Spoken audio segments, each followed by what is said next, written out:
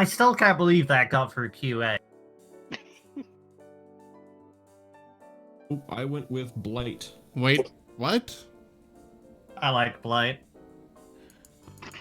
Because the polymorph spell reads that the challenge rating equivalent is your level or lower. So basically, at this level, which is level 7, he'd be able to turn into anything level 7 or lower.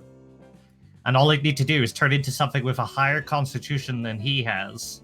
And he would probably never lose concentration on the spell, and potentially be a lot harder hitting. He wouldn't be able to cast other spells, but, like, you know, if you could turn into, like, a big beefy monster or something like that, you'd be just equally as good. Yeah, well, that's why I'm running a summoner.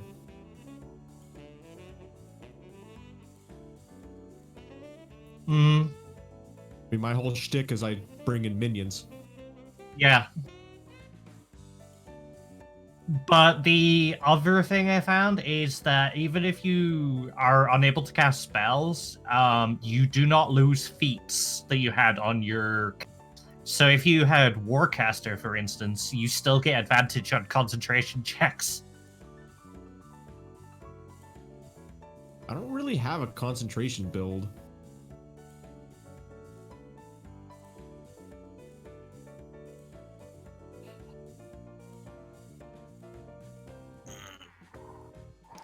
I should have taken Warcaster, but I didn't. I think we're still missing Yark and Zim on Fantasy. Oh, right. Yeah, we Gonna need that. kinda need you there. Yeah, we need you to come online so you can make death saving throws. So you can... Mm-hmm.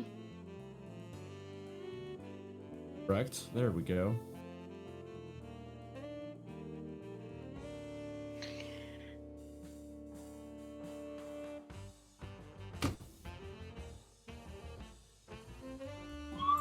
But yeah, the reason why I'm calling it broken is because it used to be a lot harder to polymorph into,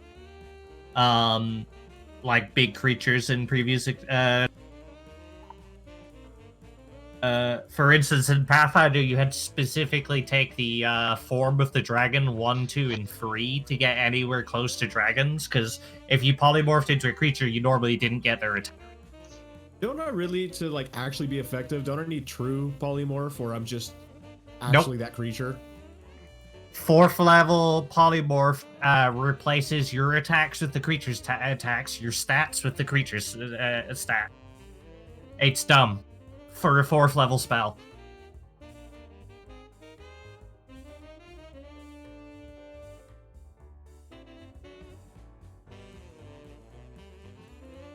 Alright, guys, it's over for me.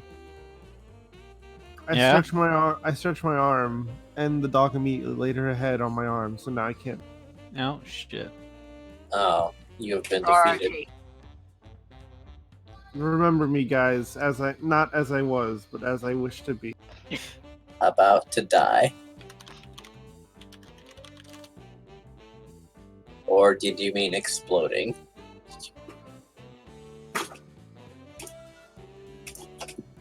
I meant what I meant. Just pretend I said something more smart. Word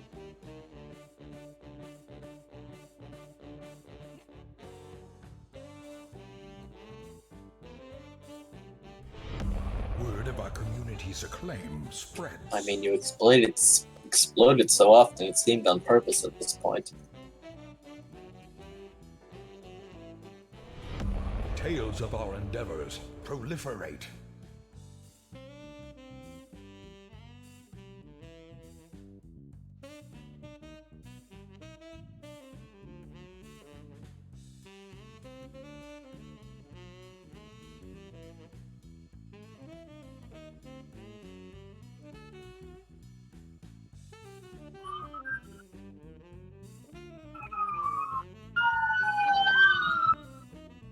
A lot of police out there. What's going on? They're coming Hello. for the future murder. Hello, police. I'd like to report my safety being in danger. That doesn't work with parental figures. Hello, police. I'd like to report my imminent murder. So the difference between polymorph and true polymorph, Ray, is true polymorph allows you to turn a creature into an object or an object into a. Otherwise, they are exactly the same spell. You're a wash tub now. Have fun with that. Wash tub, our old wash tub, you've been promoted to human being.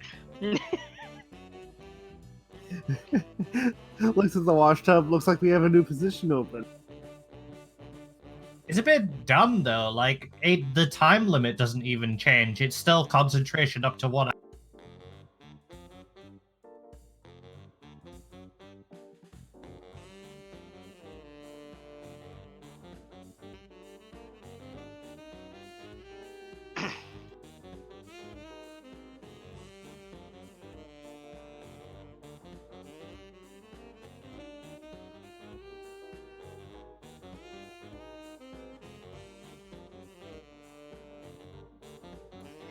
yeah, so the creature is limited in the actions it can perform to the nature of its new form and can't speak or cast spells or take any other action that requires hands or speech unless its new form is capable.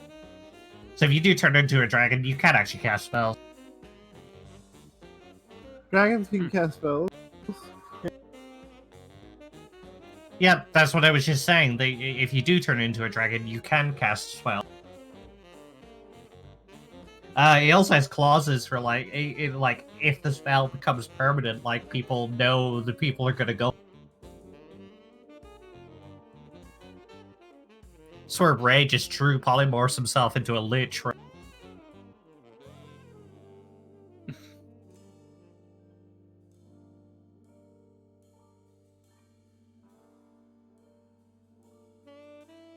But isn't a lich essentially an undying warlock?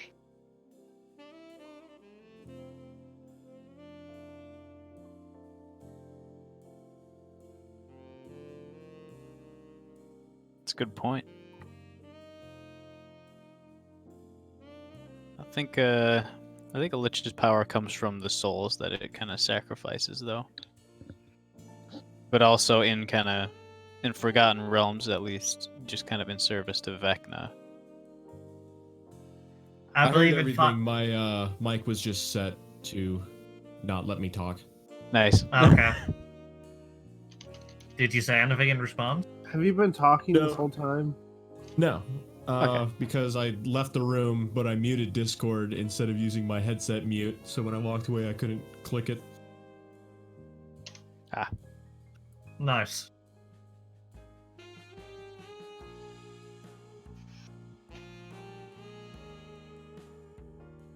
Alright, it's been trying Yes. to connect to Steam for a while now. I'm still trying to join up.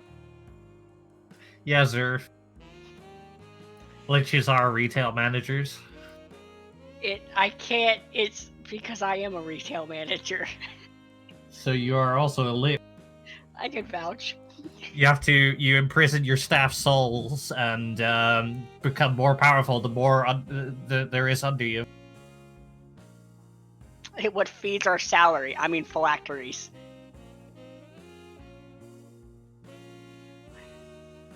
But yeah, I think in 5e, if a character becomes a lich, it gains the imprisonment spell automatically. But it doesn't work like a spell. It's just an at-will.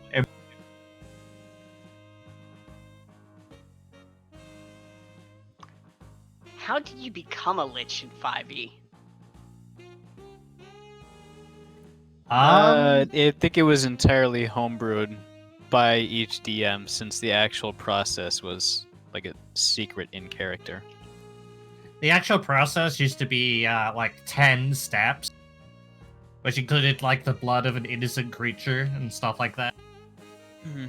But that was back in like AD&D and 3rd edition. Yeah. 5th edition, it's up to the DM. Pretty sure, at least. If not, I'm making it like that. Valid. Makes sense.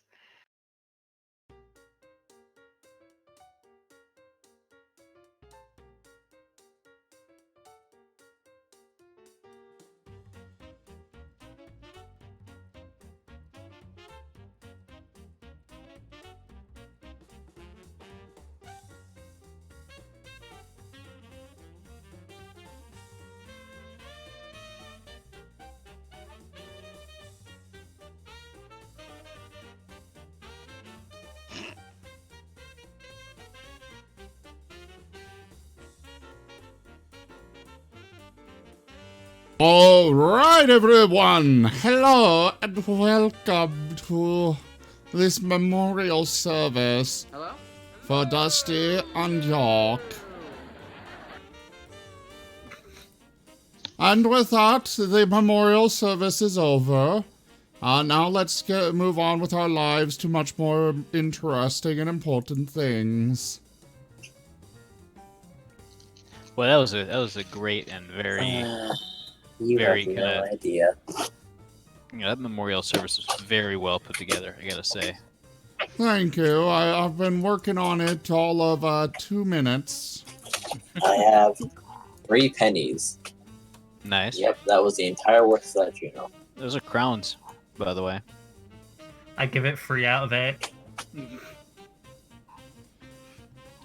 Anyways, Alright, hello so- everyone. Thank you for coming. I'm Razim. This is Echoes of Eberron Dungeons and Dragons. We will turn it over now to your most beloved person of all, Meatwad.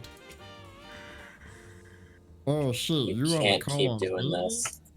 I wasn't actually expecting that one. I had a different voice kind of set ready to go here. Fucking Mickey Then Wad? Meatwad, why don't you introduce What's your up, friend? everyone? Go ahead, introduce your friend. What friend? I don't have no friend here. You are not prepared. You're not. I don't know what's going on anymore. Can I? I'm lost. Let's go. Oh shit, over here too? Are we having like some kind of party or something? Oh shit, Dover, you should start talking, because people really like that when you start talking. Because then I listen, and then... Then well, we can start sometimes playing the I tend to playing the forget game. what's happening. Oh hey, Dover. Hi. Red alert. All hands to battle stations. Oh, I don't know if Oh, I'm it gonna doesn't try that. include the like that sound. Oh my goodness, disappointing. What's up? 0 out of 10. Yeah, Yes, it 0 does. Yeah. for that sound clip. It does include Does it? the, I didn't Yeah. hear it. The warm. I didn't hear it. it's Play it again. probably just too quiet. Let me, up the volume. Yeah, let's try this again. I just want to make sure.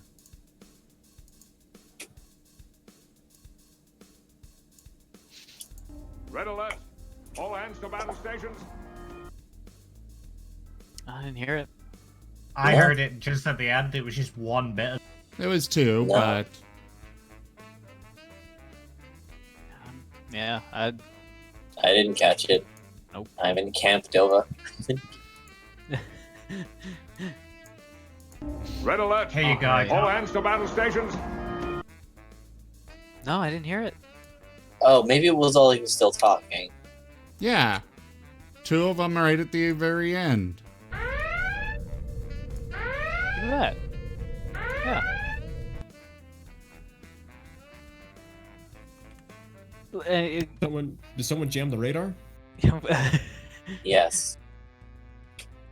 Raspberry. There's only one man who would dare give me the raspberry. Anyway, Lone Star. and now for something completely different. All right, let's go. So, last session, some of you guys went and visited a theater of questionable integrity. Got in quite a bit of trouble, and were slapped with a pretty hefty fine. I know the exact amount is detailed within Zert's character sheet. Mm-hmm. It's pretty hefty, ain't it? Mm-hmm. All right, and Hey, we didn't tell you to break those tables. the other 2 of you went on a small little mission to deliver a sealed bag of holding to an unknown person, a Fletcher, kind of hidden inside the the base of one of these, one of the large towers, the one that housed the Bank of Kundurak. And after heading out, you saw it disappear, as the entire tower has been likely stolen. And where there once was a shimmering tower of marble and a decent amount of shiny gold-painted inlays, there is now alarmingly empty space. So, I think that's where we will pick up, as a kind of light drizzle is starting to set into the city. It's currently about 5 p.m. and there's a small kind of rush going on as people head to various shops, places of entertainment, and restaurants, just going about their day. So, what are you guys doing? Currently yelling. I'm playing with my. Wait, he's currently yelling. Mhm. Oh well, At the both of us. I've holding my box very. All right. And Ihnuun was headed towards Dinies, Towards where? the gnome neighborhood, Ah. trying to find a magic shop. All right. Apparently, Surf is giving out Stargate addresses.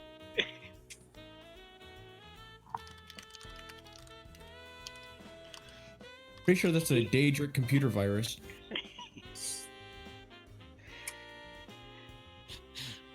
No, it's a letter. It's a Daedric prince asking for a small amount of money to get out of the country, and he will send you a fortune back. A small loan of $1 million. Zerf Small. is currently yelling at Yark and Dusty in very loud infernal.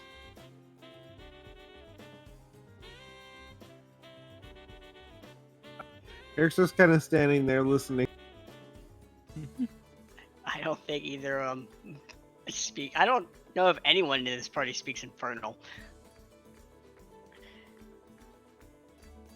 I certainly don't. Not. Speak a few interesting ones though.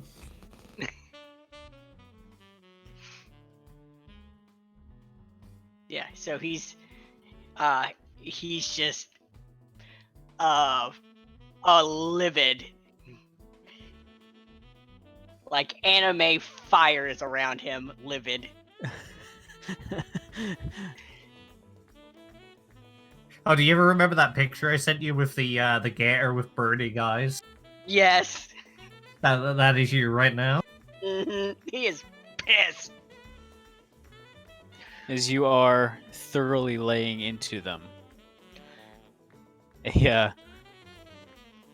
quite a few of the people just kind of watch you for just watching the commotion before continuing on. And Ihnuun, I assume, Tsinil, you would be following him?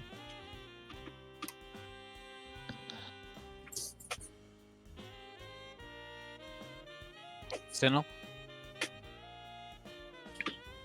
If you're trying to talk, I can't hear you.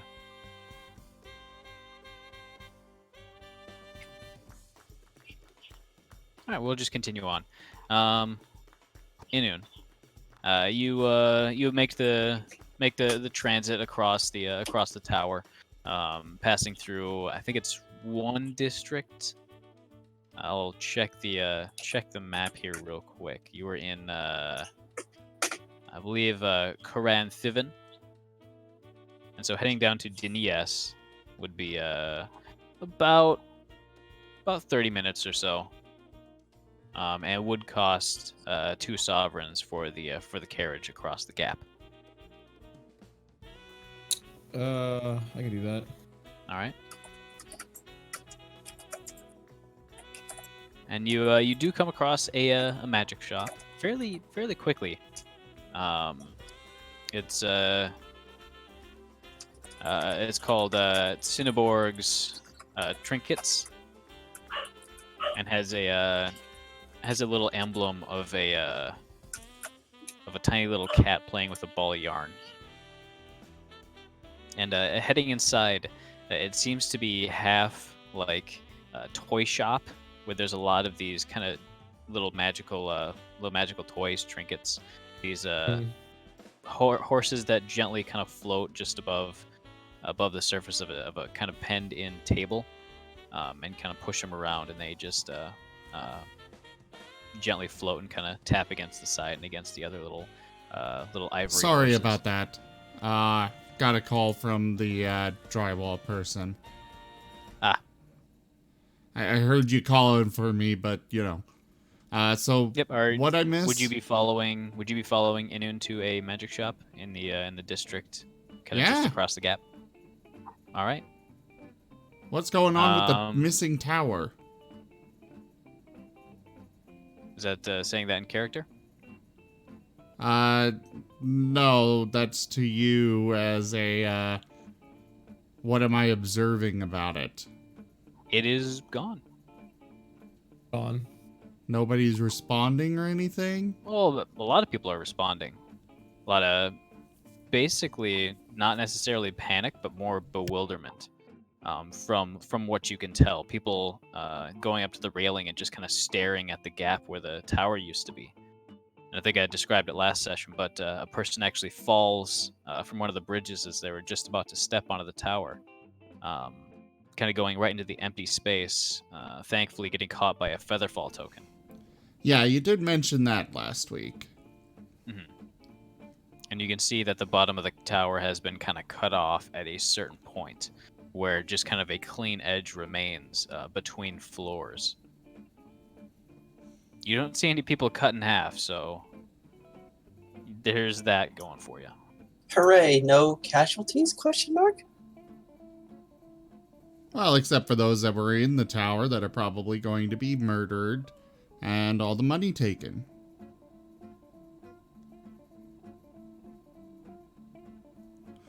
So, inside the magic shop,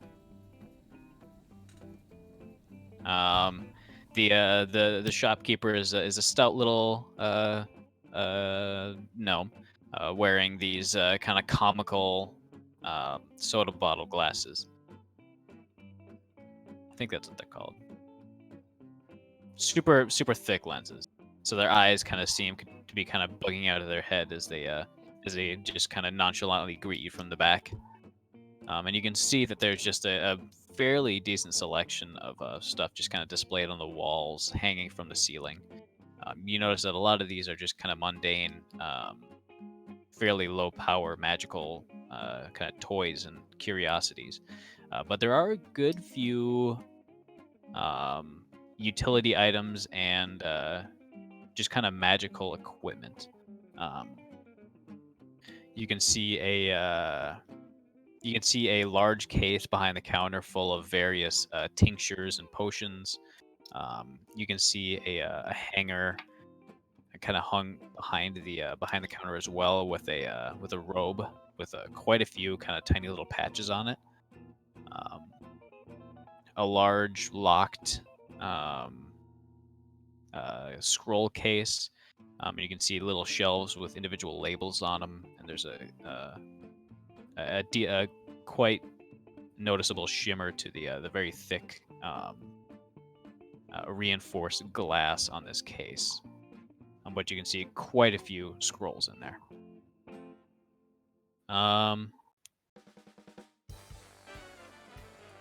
You would also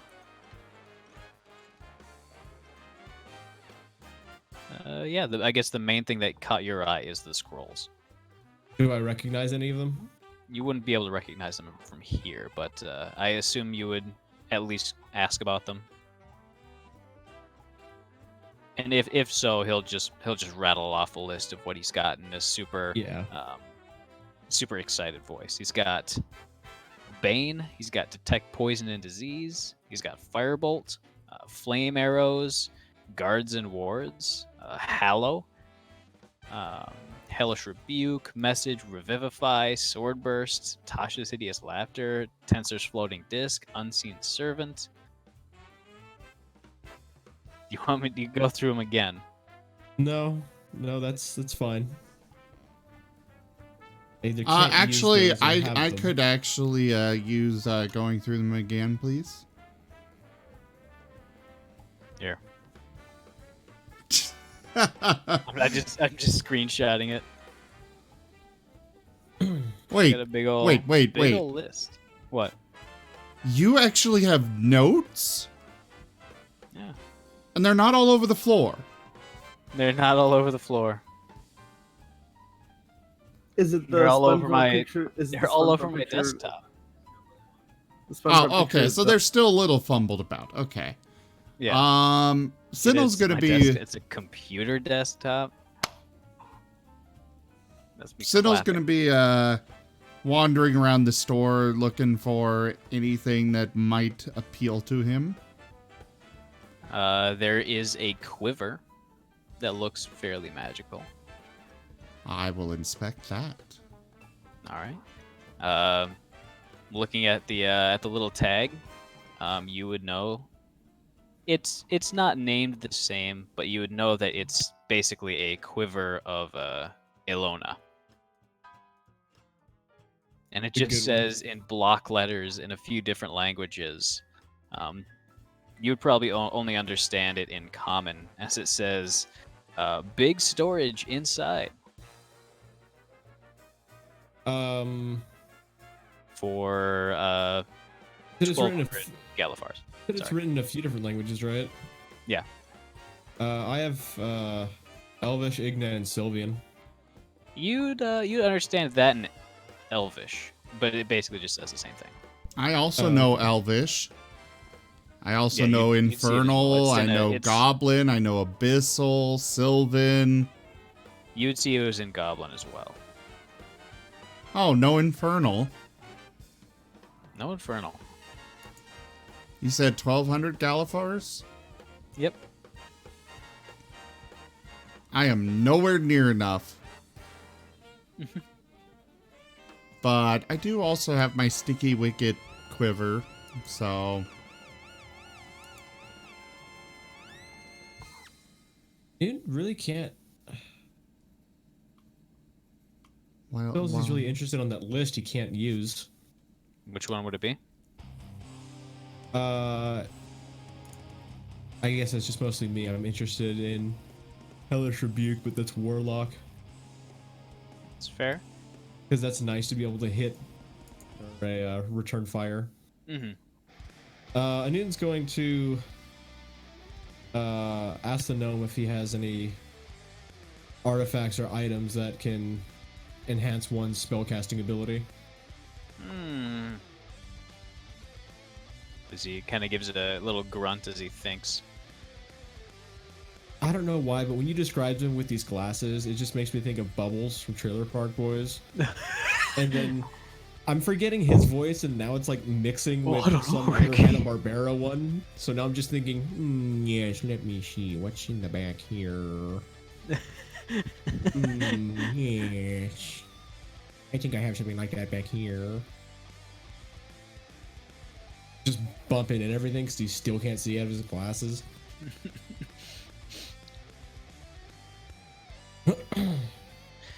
Well, What are you doing, I do Yark? have this.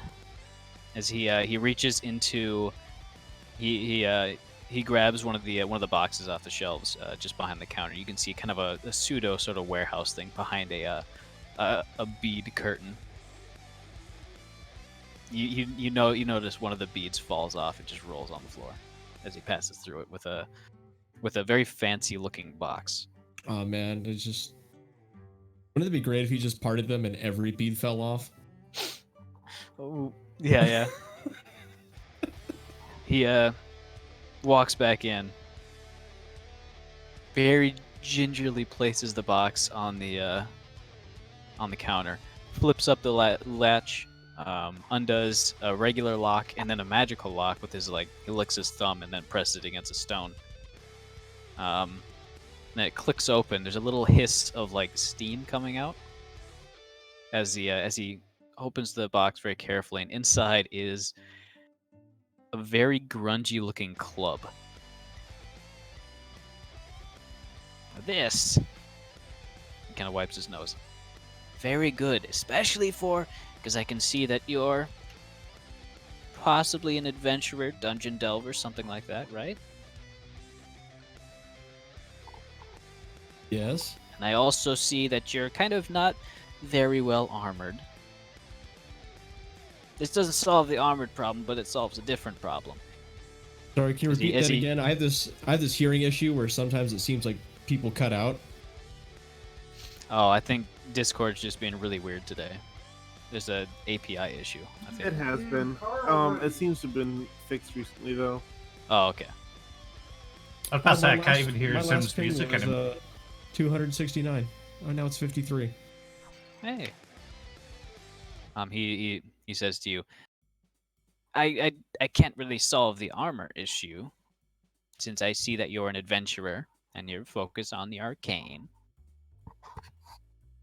But this solves a different problem. As he kind of grunts a little bit as he lifts the club, which is about normal size for you, being about the length of a mace, maybe like a foot and a half long, with a little kind of knurled knot of wood at the end. Okay. As he kind of looks around for a moment before saying, "Ah, there." Kind of uses his foot to kick an empty box out into the open space just behind the counter. He kind of grunts, brings it above his head, and just says "Shillelagh," and then the mace, almost propelled by a good burst of wind, just smashes down with a large amount of force, splintering the box completely, and he just struggles to pick it back up and place it back in the little container. So what about that? I can't. Did you just cast Shillelagh on a club, or does the club have I don't know what's happening. That's here. the club itself. So it's a club with Shillelagh? Yep. Oh. Invaluable tool, I know. All right. How much does this cost? 500 Galifars. 500.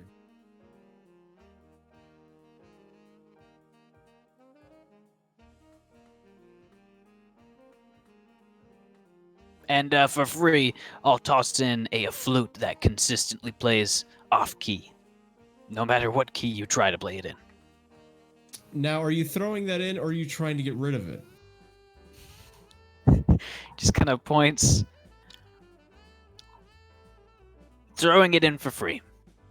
There's a whole. You can go ahead and roll insight check. There's a whole wall of gag gifts, of gag magic pranks for your friends. There's a big Groucho mask on the face on the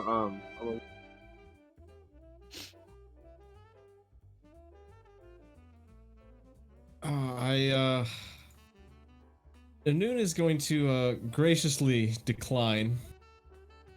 Not for everyone. Yes, thank you though. Closes it back up and shoves it under one of the shelves. Then there was the I forget what it's actually called, but the robe with the patches. Mm-hmm. robe of useful things. You would notice that it currently has about 16 badges on it. Seems like with a an eye-watering price of 65,000 Galifars.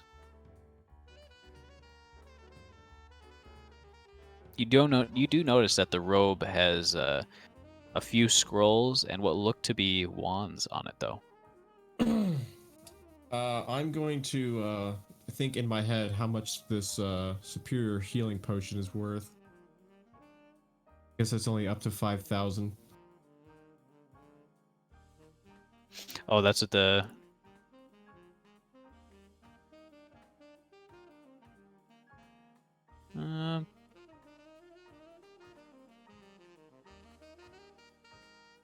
Oh wait, how much you say it was?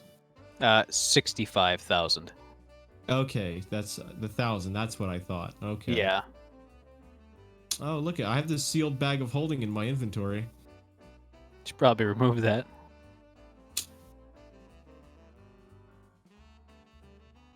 Well, I don't know what I'm still doing here because I can't afford that.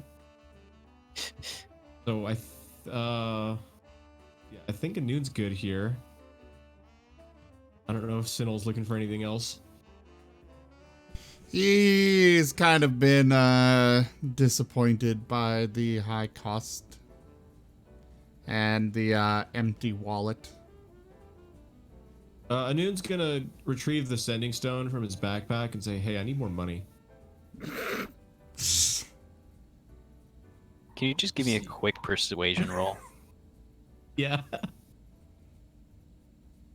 Oh, it's not good. Oh, it's not good at all. Oh no. No, don't worry. Because please re-roll that. Did you Oh tie? wait. Oh wait, don't I Oh, I get to re-roll that anyway. Because of one of my Kitsune abilities. Oh, for real? Yeah, let me see. Silver Tongue, re-roll a 1 on any charisma-based skill check any number of times per day. Wow. With disadvantage. Okay. Yeah, the Oh. next one is disadvantage, and you have to keep the result. Well, Dova just told me to re-roll it again, so. Yeah. I don't think it's gonna matter much. I'm gonna be real. Are you shitting me? Oh, that was wrong. I just you. rolled a 20. Your dice I are mean, cursed today. technically, that wasn't your persuasions. Fuck off, okay? let's just Oh, stop. this 1, 2, now. 3. Hey, at That- least if that this was keeps impressive. Leaving. at Can I least get if a this full- keeps up, you know, you just have to go What the like hell? Okay. Dova, just give me 17 more tries. I'll get it. So, would you be like walking out of the store by now? Yes. Okay. You hear nothing for a little while. You just kind of sigh and put it back away. And as you guys are kind of strolling away looking for the next shop, you see one of these like little mailboxes. As you're approaching, there's a tiny little thump and a very hearty sound of metal jingling.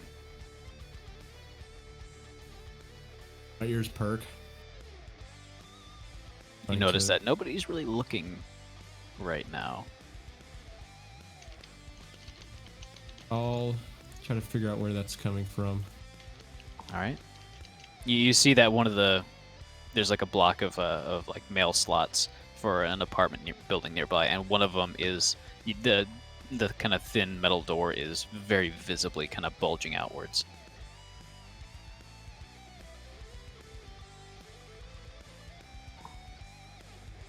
I guess I'll check it. All right. Walk over and carefully open the slot. Sinnoh Alright, scans the area around nonchalantly. Go ahead and give me a perception check.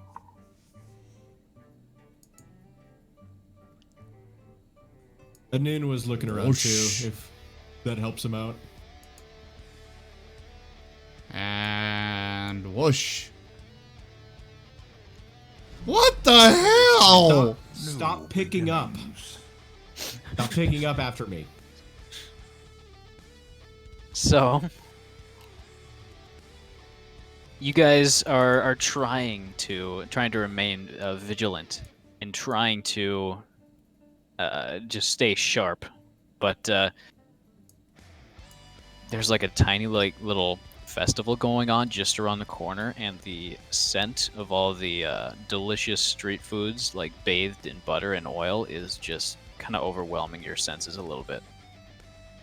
Can you guys Yeah, roll at above a least 10, please? I Mine know, just that's followed what suit. I'm just trying to. I got In order. There we There we go. go. Alright. Finally. But kind of reaching forward and very carefully popping the latch open, a handful of coins immediately just spills out, and they're all golden. I'm gonna immediately grab the bottom of my robes and kind of like hold it, you know, like holding stuff in an apron or your shirt, and try Alright. to catch all the coins.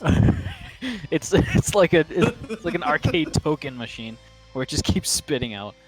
But the mail slot is eventually empty, and you see a little, just half folded up little piece of parchment paper in it. But it's a sizable amount.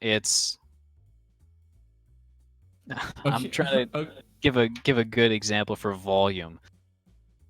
It feels like about $100 worth of quarters, just weight wise. Okay. Yeah. Ihnuun at this point is holding the bottom of his robe with both of his hands, and then trying to bring it forward to grab the other top of it, so he has two sides in each hand. Mm-hmm. Just try to keep it all in place. Tsinil, you definitely notice he's having a bit of trouble. Tsinil will come over with his. There's a paper in here. Read it. I can't. If I let go, this is going everywhere. Tsinil will go grab the paper. All right.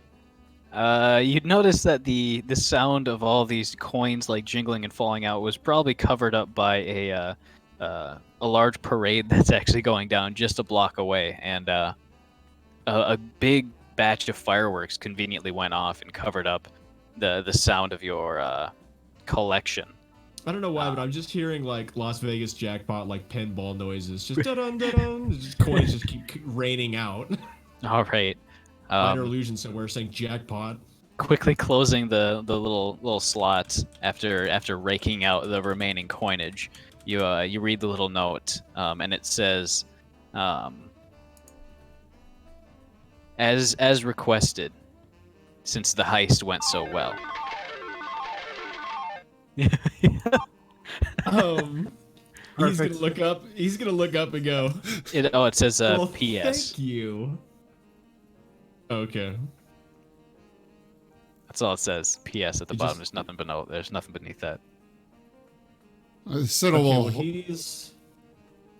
he's gonna make sure Tsinil holds on to that, because he's gonna want to read later with a few spells. All right. Actually, no, he's going to. Tsinil is pulling off his. right now. But Sinno's pulling off his backpack and holding it under the flow, since Ihnuun's robes seem to get really big now, or overloaded. All right, yeah, we're just trying to put it in some whatever bags you have. Yeah, I'll grab my your potato sack. I'll try and pull off your backpack in a moment. Let's just see how much we fit in here. Before we spend any of this, I am gonna finish reading what this note says. So let's get all the coins put away. Agreed. This doesn't seem Well, yeah, let's just get this put away and off the street with all of it. There's an alleyway like maybe half a block away. Has it He's stopped gonna freaking flowing? Duck waddle with his robe full of coins in the alley. Siddle's picking up the stray coins that fall off. They are There's- dropping. As you turn the corner, like a good handful falls off, and you kind of stop for a second, like pick it up. I go, no! Get that!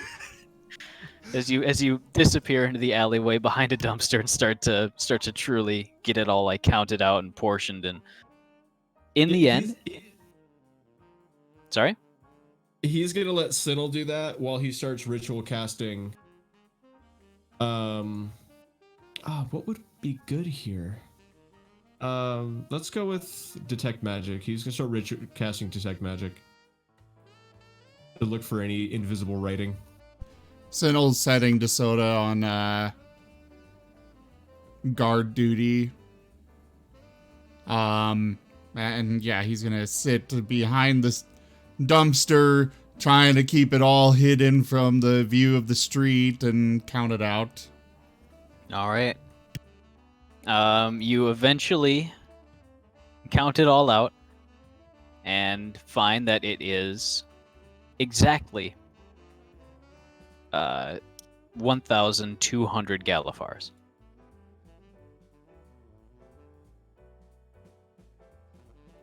Was there anything for that cost in that store?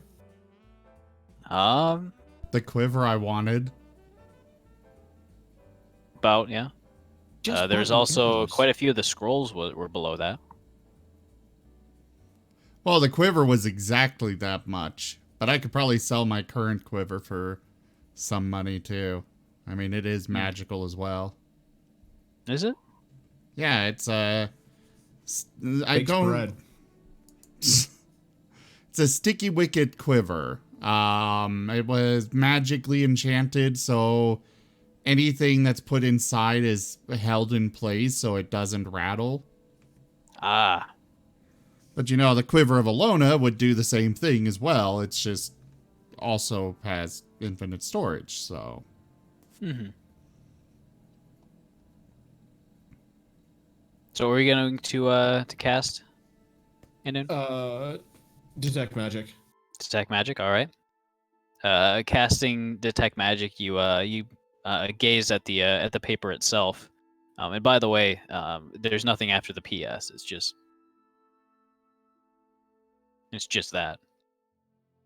But Being overlooking, is that maybe the guy's signature instead of, you know, postscript? Oh, like his initials or their Yeah. initials? Interesting.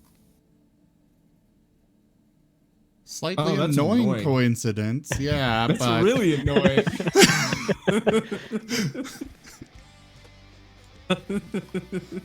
Could you imagine being a criminal underlord and everybody, all the letters you send out, people are like, Everyone's gonna what know my is he name, Peter missing out? Sullivan. all right, Everyone's so gonna know my name, Peter Sullivan. Well, he doesn't say anything. It just says P.S. Oh, throw it out. So, looking at it with the detect magic active, you see that there's a very faint aura, kind of the residuals of teleportation on it. It was definitely teleported, though you don't really detect anything else on it. Do I see anything on the coins besides the teleportation? No, they all seem to be very mundane, but they are extremely shiny, and some of them seem to have been freshly minted. Oh, well, I'm gonna do my best to ignore that to feign in ignorance. All right. Well, the note did say that this was because what we did went so well, so it was a bonus, not seeing much of another contract here. Mm-hmm. Yeah, I mean, I guess it was a bonus, but at the same time, Well, I already can't prepare enough spells, so I don't think the scrolls will be too helpful. If you want that quiver, then you can go get it. you sure? Yeah. Okay. I mean, that's not the only magic shop in the area, too. Actually, that's a good point. Also, we Yeah. probably shouldn't go into that same magic shop after, you know, walking out with no money. And suddenly, you know, 5 minutes later, we walk in with a lot of money. Probably wouldn't be a good idea. I mean, it's not exactly plausible that you could rob a bank in 5 minutes.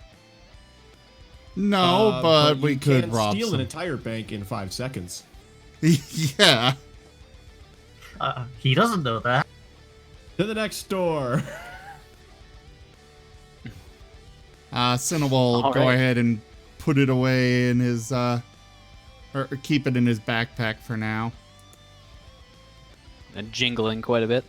I was about to say he's going to Ooh, continue better to yet- just keep casting minor illusion to try muffling the sound of all Better the yet, coins. I'm gonna pull all of my arrows out and put them in my backpack and put all the coins in my sticky wicket quiver.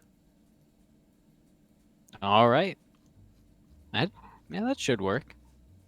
But your quiver is now much heavier as the straps kind of dig into your shoulder. I figured, but at the least, they're not rattling around. All right. I'm just getting through the all the argument messages. Yeah, could you guys do that in common so the viewers can at least read what you're writing? No. I don't know. I think half the battle is the fact that most people won't understand. At least the viewers get to see the fancy runes that Fantasy Grounds does. And we switched to common now because Yark didn't understand a thing we said. We meaning Rosalind specific.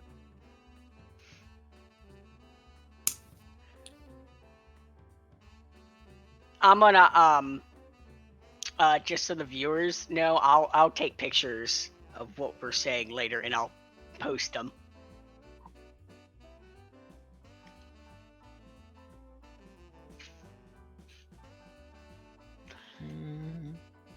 Also, Zerf, there is someone who can understand Infernal. Zim can. I saw it on the stream earlier, but it translated it for him, so he must have Infernal. I did say earlier that I speak that as well as Abyssal. Oh, then I bet you're having fun. Well, I mean, you only said like one paragraph in Infernal, and then we switched to R. Yeah.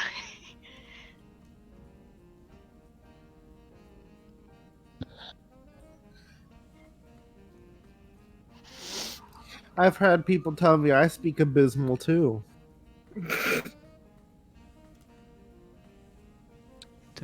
Or something like that. So anyways, new magic shop. Yes, so the next one Are there any magical survival supply shops? the one you come up to next seems to be kind of geared towards adventurers. Just kind of guessing, since the name of the shop is just merely Gorg.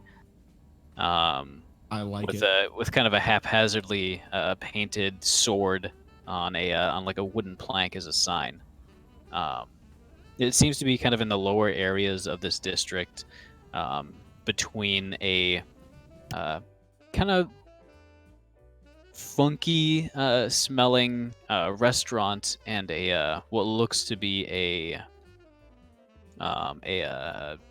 shop consisting entirely of various mundane clothing. But it's kind of a very thin piece of land. And as you go in, you see that the keeper of the shop is a particularly short-looking ogre. And he kind of barely sees you as he squints and just kind of gives a grunt. Welcome to store. I only take payment in coin. Somebody tried to give me paper and I threw them out. And over the side, and I apologize. Still there? Can we see him?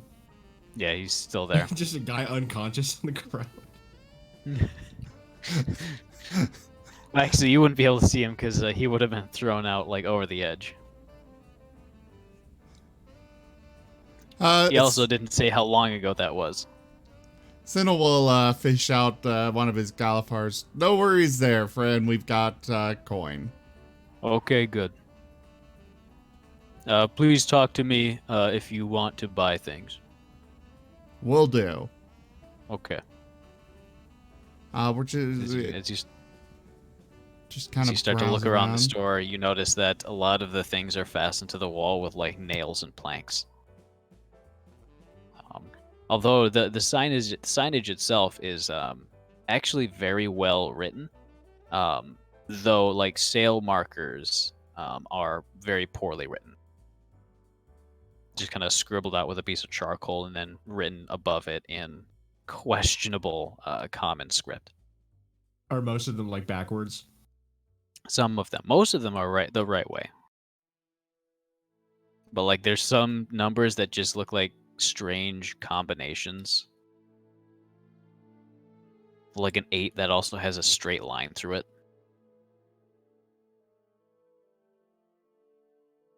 But looking around, you see a very large, glowing great club, just above the counter, just kind of nailed there and tied with rope.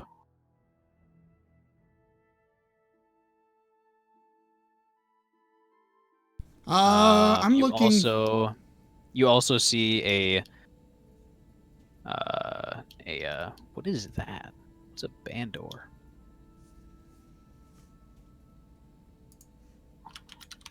I need to see what kind of instrument this is. It's a fairly kind of bulky looking, many stringed instrument. Kind of look like a guitar.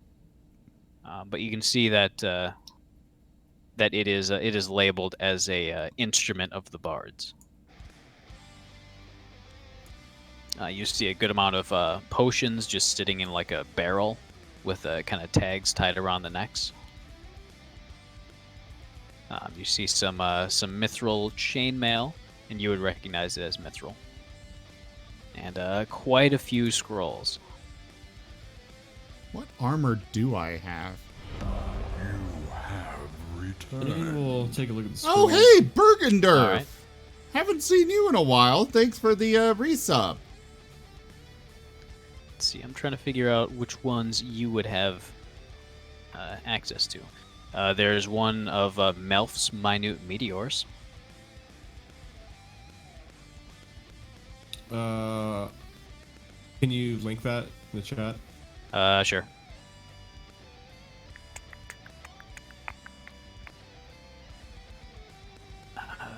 Trying to open spells.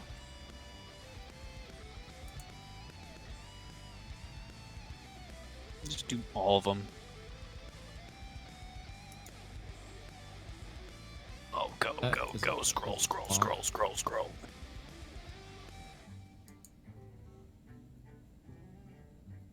Oh, it's not in the core book. Give me a hot second.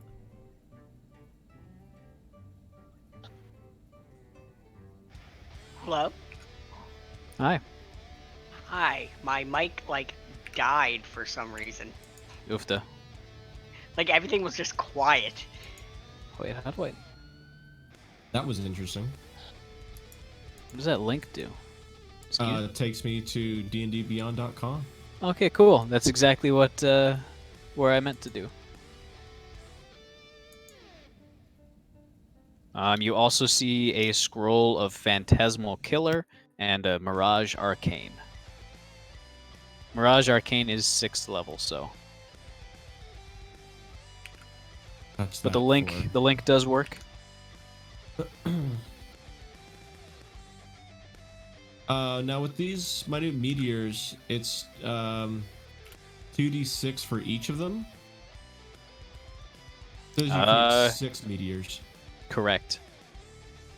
It's like Magic Stone. You create 6 of them with your action, and then you can use the bonus action, or you can use one as the spell is being cast, or as bonus actions after you cast the spell. They just kind of rotate around you. Okay, and I can do up to 2 at a time. Up to 2, yeah. And each of them does 2d6. All right, he's interested. All right. The tag on that one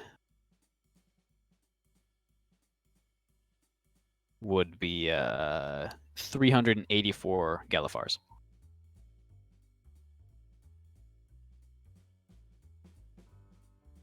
You've also got quite a few ones for look to be cantrips. such as a Mage Hand. You've got one of Message and a Sword Burst. I'll grab the message one too. All right. Message 1 is literally just 19 Galifars. So 384 plus 19.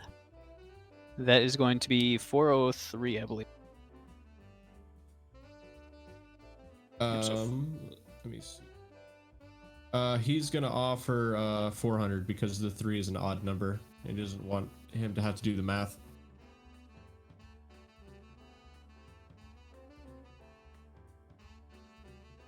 Give me an intelligence check, just to appear smart. Okay.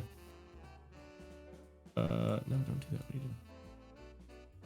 About right. It's in order. It's still in order. Well, he rolled a 2 anyways, so Something he just kind of needs to be grunts done. and says, "That is okay with me." Dova, I'm having issues here. I have rolled. Hey, 5 he's not rolling times much so better far. either. I've gotten 1, 2, 3, 4, and 5.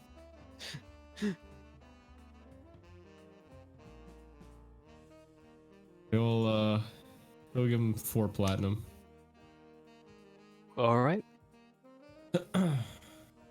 Yeah, he hands over the scrolls, accidentally kind of creasing them. And additionally, you would see embedded with a price tag attached to the handle, a fairly shiny looking hand axe just kind of thwomped into the wall. With a price tag of 964 Galifars. The price has been reduced a number of times, originally being 1,300. Well, Mechanically, that's a +1. yeah. Well, if Ihnuun had to put how strong he was on a scale, he would say it's about an 8 out of 20. So he doesn't care about axes or clubs.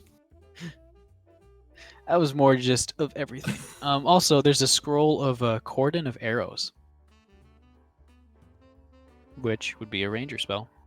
Stop saying these things and let me I know what they actually do. already have that. Oh, there you go. Never mind.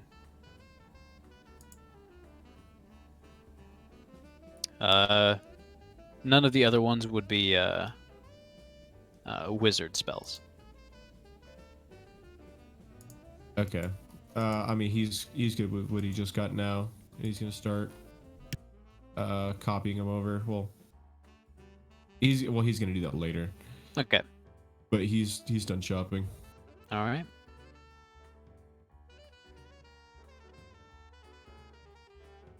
So, I'm gonna read up on the last bit of this, and then we're gonna switch back to the Brady bunch. No, we're sorting it out ourselves. You're still doing your thing? Yeah, Yeah. don't worry about it. All right. Well, unless you wanted to hear some of this on voice, but I'm not sure I could yell. Mm-hmm. I can. No. Thankfully, it was. It didn't get as bad as it could have been. Are there any quivers or anything like survival supplies, things like that in this shop? Would you bring it up to the ogre? Yes. All right. He thinks hard for a long while, and he says, "I think I have one thing."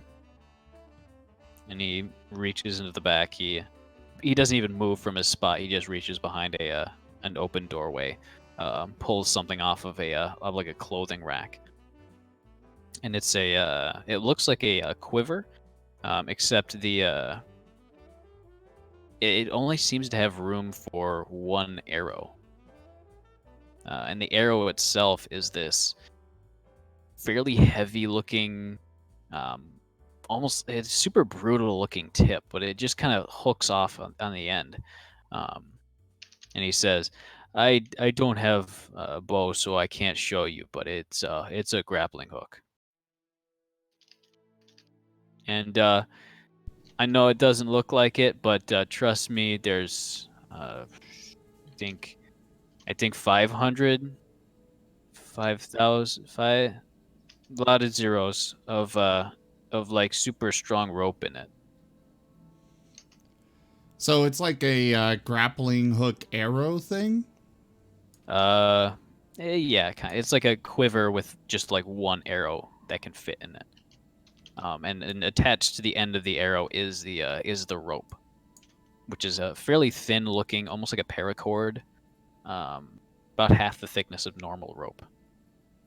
But you can tell as you grab it that's definitely it feels magical in your hands. And there's a little price tag on it, which has been repeatedly slashed and sailed and clearanced. And he's going for an absolute bargain of 450 Galifars. This seems like it could be useful. I'll take it. All right. So subtract You 450 okay with Galifars. that? Dipping into this money here, Ihnuun? Yeah. All right. Do you want to add that to my character sheet with details on how it works, please, Tova? Yep. I'm doing it.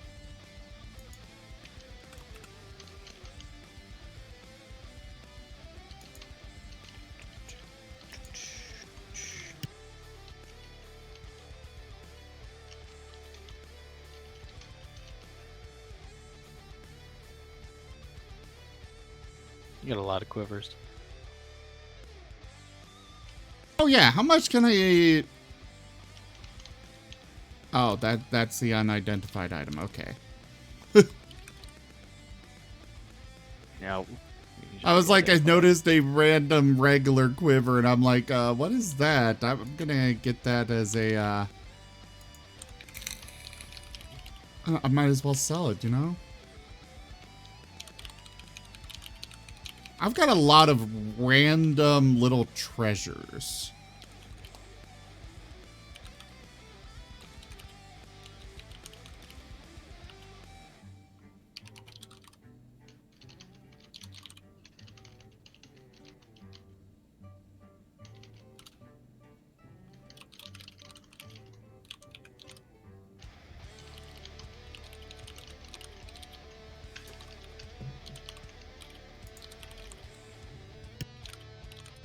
Type. Big typing.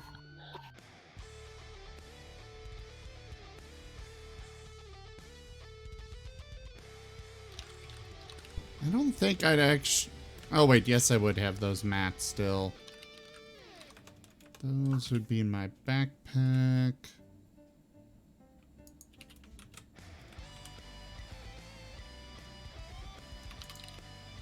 Oh, yeah. I've got this dwarven adamantine mug that's just in my... just strapped to my belt. It's a good mug. I think that's the one that makes it violently intoxicating. Yeah, when you put water in, a drinking chant is sung nearby. It becomes a powerful dwarven ale. Makes me poison for 1d4 rounds, and I can speak dwarven. I remember that now.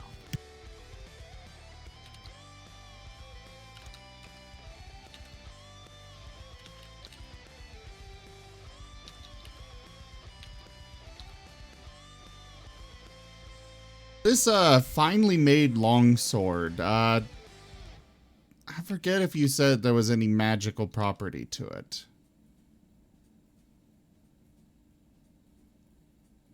Or not. I don't believe there was. I think it was just very nicely made. Okay. All right. The grappling hook quiver is now in your inventory.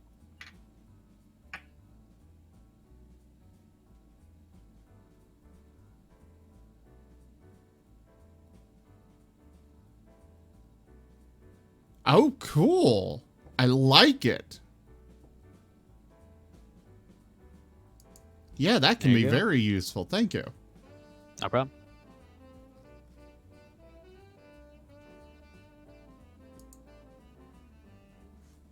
Oh, I need to add one last caveat. Oh. Of course there has to be a caveat. Can't just give me a nice thing.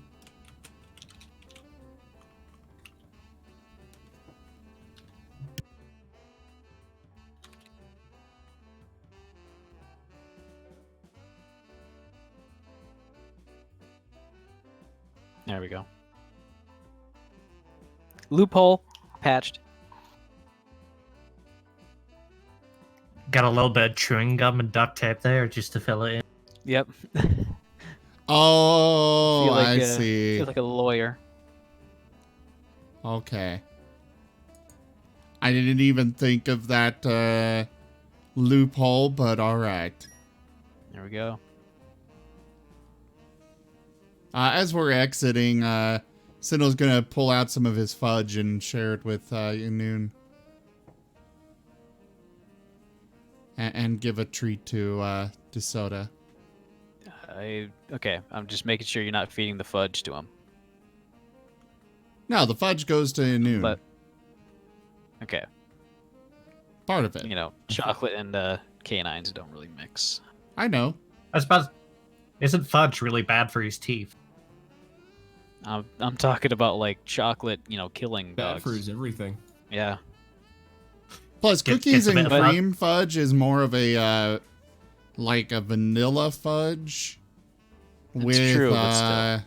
the chocolate cookie chunks inside. Mm-hmm.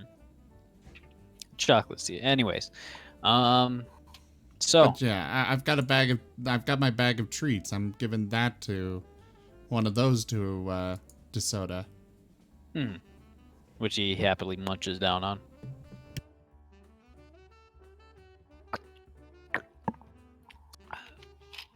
Water consumed. Stop the countdown. So do you guys arguing right now? Do you want us to focus on you right now? Not really. I think you we had still a going? lot of. I think we had a lot of focus last session. All right, So I fair think enough. we're good. We're still hashing some things out. You're still going on through that. All right, It's a There's little a- bit of a mess. Yeah. fair enough. So, for you guys in the Gnome District, where are you guys headed?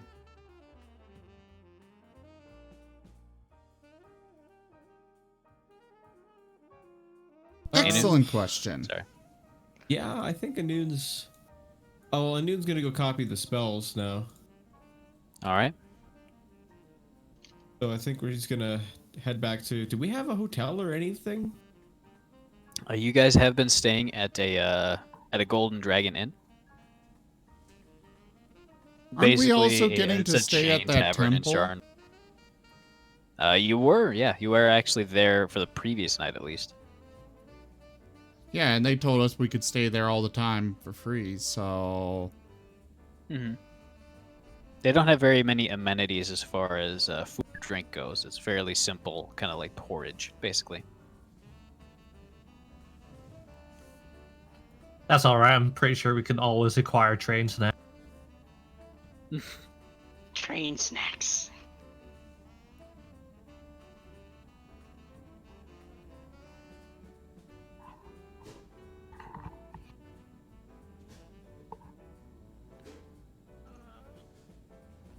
Hello. Alright, so... I guess we're heading back to the temple. How am I doing on arrows, actually? Wow, my Discord just crashed and then it popped right back up. Oofta. Okay, I got I guess it's plenty of back. arrows. Actually, Alright. I want to go find somebody to potentially enchant my short spears. Okay. Okay. I mean, I got my longbow +1 and all these magical arrows. But sometimes I'm going to be in melee and should have, you know, those enchanted. Just I don't doubt be in I can melee afford for it. I really doubt I can afford it, but I'm going to try. All right. So, go ahead and give me an investigation check to find someplace that'll deal with that. Hey, Ray, could you mute yourself when you do that? Oh, sorry.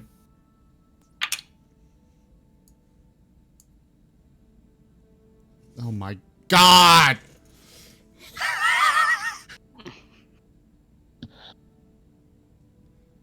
I get distracted. Yes, it's definitely just you two. I get distracted trying to keep DeSoto from marking a bench. It's a full-time job. And then I look up and I'm like, wait, what was I doing? I think somebody just deleted my task. Yeah, you pass through like a lot of the crowd from the festival that was going on just on the other side of the block, on the other side of the tower, and you pass through and you're just so distracted. You're like, wait a minute, what was I doing again? Something magic? No, I can't remember.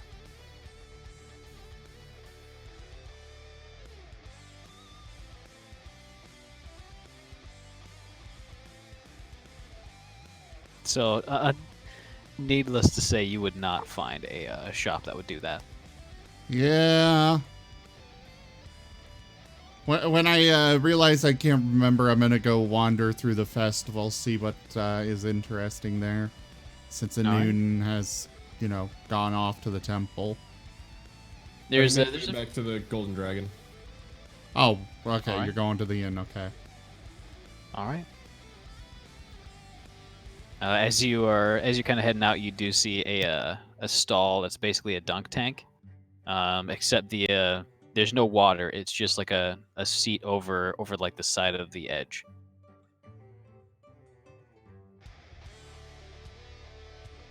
That is terrifying. Yeah. Anything else of interest? Fairly normal carnival fare.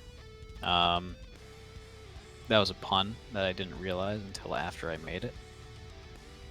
Get it? Like a fair? What? Guys, I'm hilarious. Laugh! I don't get it. Alright, thank you. Postponed the TPK a little bit. But other than that, the dunk tank just kind of over the edge of the tower. There's nothing really too outstanding about the fair. I'm gonna go to one of Plenty the. deep fried treats. I'm gonna go to one of the stalls where I can win something that's dexterity based that I would be good at. But there's a ring toss. yeah, we'll go for that. All right, so you slam down a crown on the countertop, A crown? and you are given 3 rings. Oh, cool. Yeah, a crown is a copper. I could literally do this forever. All Give you right. 3 dexterity checks. You get to do that thing where like you succeed, and they're like, "Hey, you get this tiny prize, but if you do it again, you get a big."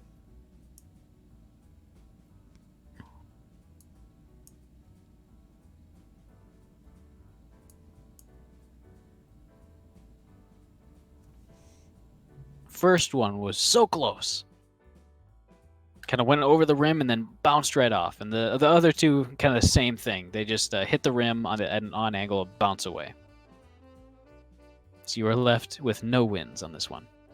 You can see one of the prizes, and it is a gigantic stuffed gargoyle. With this one, I'm guessing. I'm What was that trying for? to see if it's actually even possible to win this. You see some of the rings on the other bottles, so you assume it to be. You watch as a 3-year-old child throws a ring and lands on a. All right, That's I'll try actually again. exactly what happens. One of the children kind of rampaging around slams down a copper and nails the second one, but the other 2 miss. So it's possible. Like throws the ring overhand kind of thing.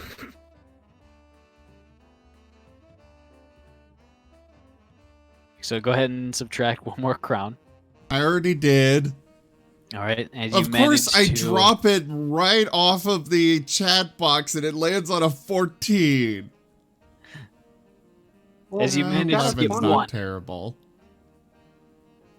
you get one of them on, and the carney kind of comes over and congratulates you, and hands you a small kind of wooden soldier. No, I need a plush. DeSoto Well, needs you gotta win 3 in a row. toy. Fine. We'll just go ahead and downtime this, basically. So, how long would you be willing to stay here? I'll put I've got plenty of crowns, so we'll go for 20. All right. So, in order to get one on, you need a dex of at least 20. That's the DC. However, since you're spending so long, I'll say that DC is decreased for like a one-time roll. So go ahead and roll me 3 dex checks. All of them have to be above 12. All right. All right. All right. On the last one, it is closing time for this carnival. People are heading home. All the stands are closing up. And the carny just says, "All right, man, just this one last try before you gotta go home." 1, nothing but net. 2, nothing but net. You're sweating. You're kind of quivering, staring with the intensity of just like a warrior. And the last one's in slow motion as it bounces no less than 3 times off the rims, going very quickly towards the edge of the table. And on the last one, it kind of as it lands fully around the ring. As the carny kind of looks a flash of disappointment before he puts on a facade of happiness for you, grabs the gigantic gargoyle plush that's almost twice your size and stuffs it over the counter, saying, "Hey, congrats, man! You win. Go home." Happily, I'm gonna give the gargoyle to DeSoto. DeSoto does not know what to do with it. He does that nervous dog thing where he's just sitting, looking at it side-eyed, and looking forward, and looking at it side-eyed. Yep. He's a dog. How does he not know how to chew a plush? Well, He's gotta sniff huge. it first and like get used to it and stuff. It's I'm not kind of right away. I was kind of imagining he'd be walking down the street next to me, dragging the giant plush by an arm. Oh, he I will thought be he was doing gonna that, tear but its head off. that's eventually. Because that's my experience of giving those things to dogs. They just destroy it.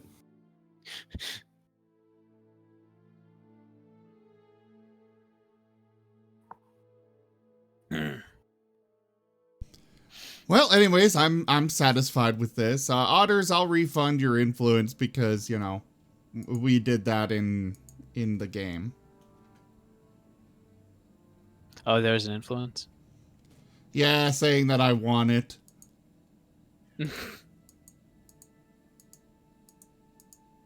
All right, so dragging a large plush behind that's it's kind of fake fur getting all dirty in the on the streets. You eventually make it back to the inn. Ihnuun, you've been here for a little while, about maybe an hour, and I assume you'd just be getting right into the scroll copying. Yeah, I have 2 hours left. All right.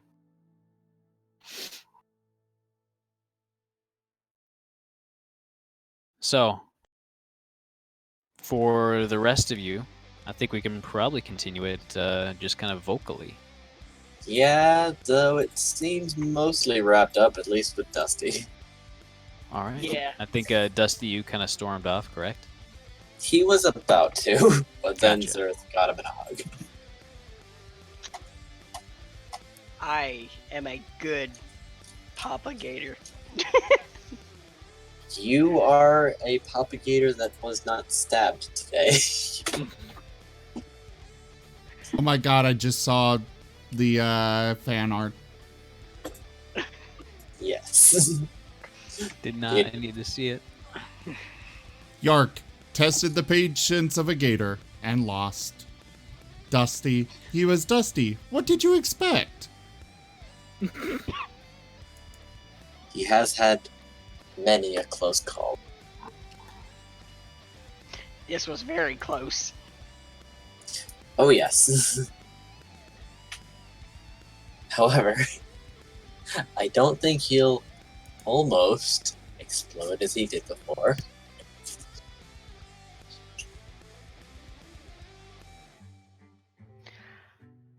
Oh no! All these pictures are sideways. Why, phone? Why? Oh no, they're not. What the hell, Discord? Okay.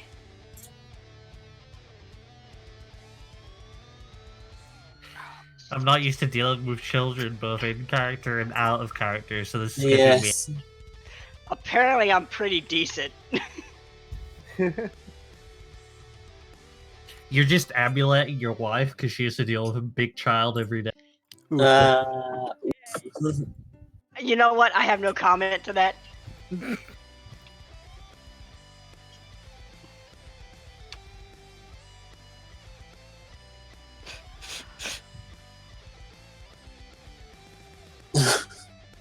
So. Oh, no. The files are too big. Your files are What too are you powerful. trying to share? Just, I took pictures of our chat logs Yes. for the viewers, and Why didn't you screenshot them? because my screenshot on my computer doesn't work for some reason. It's It's me you're talking to. well. I'll figure something out. All right.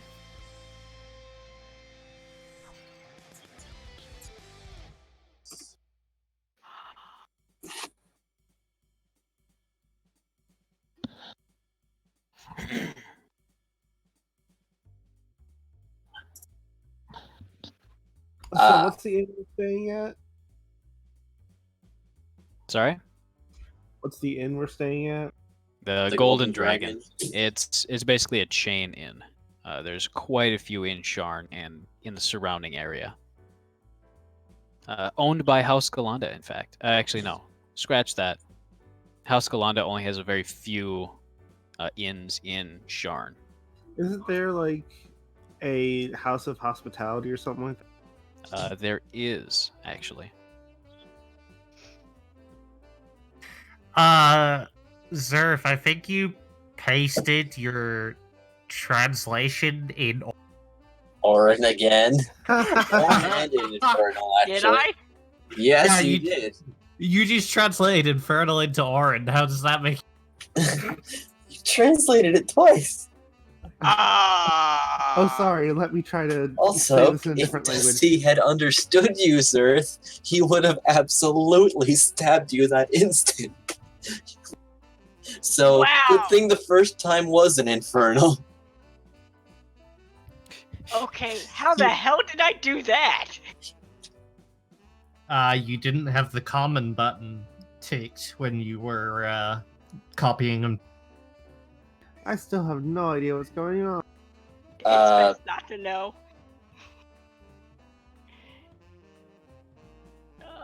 Okay, ignore that top part. All I right. think he's going to translate our whole conversation in common for the viewers. I was. Apparently, Fantasy Grounds doesn't want me to.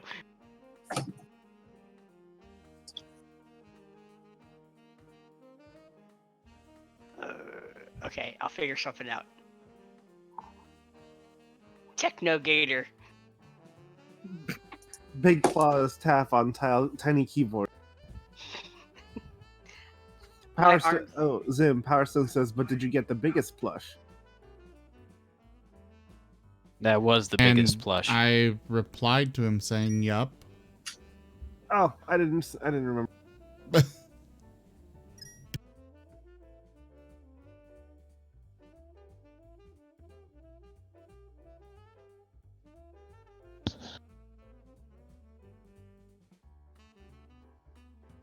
Oh, so what house owns this hotel? Or inn, sorry. I got lost in the whole chain part. The Golden Dragon Inn. No, but what house owns it? I can't remember if there was a house. It's of I hospitality. believe it's independent, not owned by any of the houses. Just fairly successful. But House Galanda would own a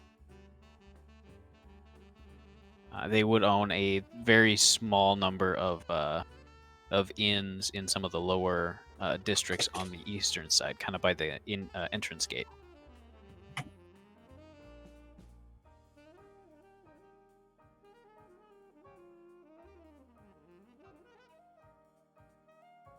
So,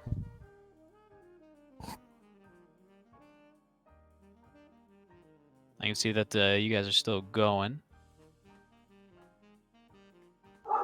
For you guys inside the tavern, for Ihnuun and Tsinil, you notice, just kind of as you come in, you briefly glance at the at like the bulletin board, where various job offers, warnings, and various other news is posted. You would notice that there's a lot of stuff about the recent undead uprising. As short as it was, there's still warnings about going into abandoned areas of the city, and kind of urges to report any undead to the nearest law officer. There's also some offers for kind of small-time bounty jobs. Hello? Hi. Welcome back. Oh. Whoa. Hello. You What are know, the bounties. in a world like this, I personally think that every person that dies would be cremated. Oh yeah, totally. In fact, in Sharn, most people are actually cremated. They did have a crematorium at the temple. Yep. Well, I'm just saying burial space because is at a premium, and you would definitely know this after being here. But Yark especially would know that that there's actually a significant kind of like tomb complex to the north of the city called literally the City of the Dead. However, that's limited to more wealthier individuals who can actually afford space in there. I mean, I guess you don't have to worry about being resurrected if you're on hallowed ground. Mm-hmm. Unless someone desecrates. And he's laughing in his head at the idea of just raising a bunch of undead and just seeing what happens. Like, not even ordering them to hurt anyone, just see something, and then he's shaking his head and trying to get the idea out of his head while he's laughing. Raising a family is hard. Well, not if they're close enough together. I just want to raise a family in peace. Come on.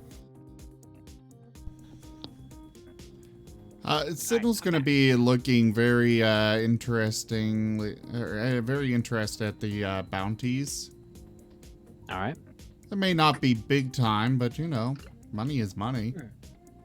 The highest one you're looking at is about 100 Galifars, and that's for something quite a ways outside of the city. But something else does kind of spark your interest. You do see an advertisement for seasoned adventurers for a long-distance expedition.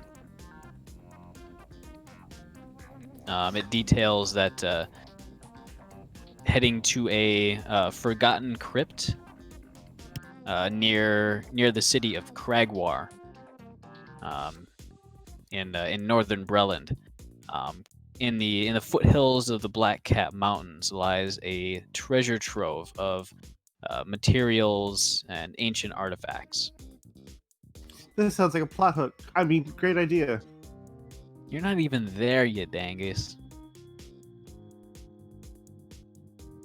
I mean, I'm trying to close it up. Does it have? Saf and Rosalind's being relentless. Does it have more details, like when they're planning on heading out, or when the voyage is? It does not say a deadline of any sort, but it does say that any artifacts found by the team may be kept by the team's members. Expedition only looking for one specific item. Details will be given upon accepting and upon meeting the contact. And there's a little address and a little bit of instructions as to who to contact.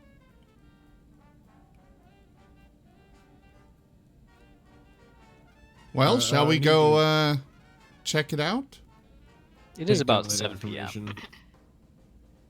Yeah. Well, Ihnuun's gonna write down what he needs to, and then he's also gonna look at that warning when it's talking about the shady parts of town, and he wants to write down which parts of town exactly they're saying to avoid, so he can go there. All right. Specifically, they're telling to avoid parts of the northern plateau. Here, let me get the map. Specifically, the lower points. So, let me see. Specifically, Stoneguard, Longstairs, and North Market, in the northern plateau. Sorry, Northern North Plateau. Edge. What's going on at the Indigo Plateau? Sorry. What's going on at the Indigo Plateau? I'm having a brain fart. Is this a...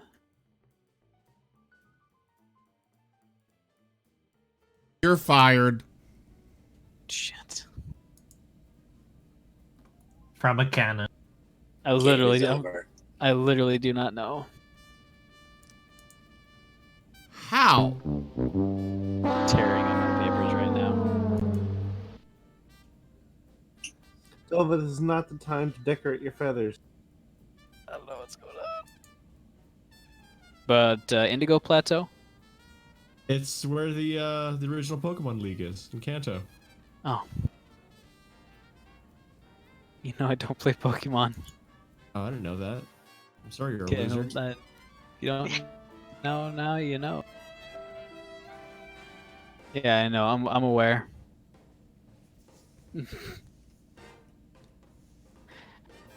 Lightning Anyways. Dragon, you missed the fact that our DM doesn't play Pokemon.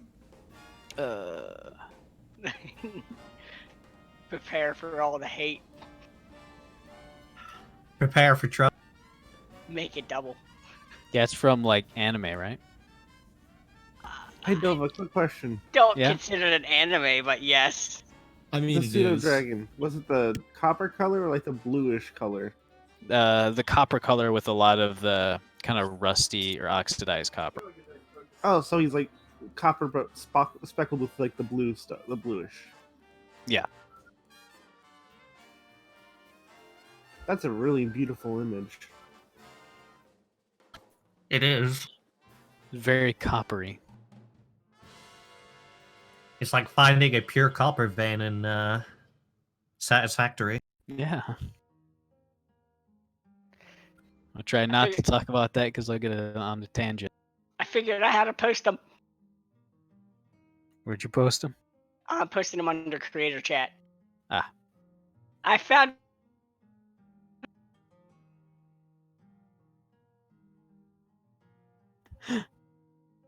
It's taking forever because there's like 20 pictures.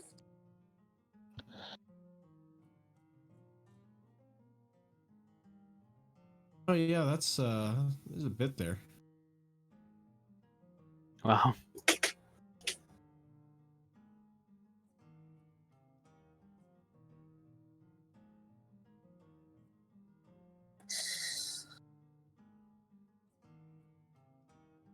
That was a clap. Was it a slow clap? What happened? No.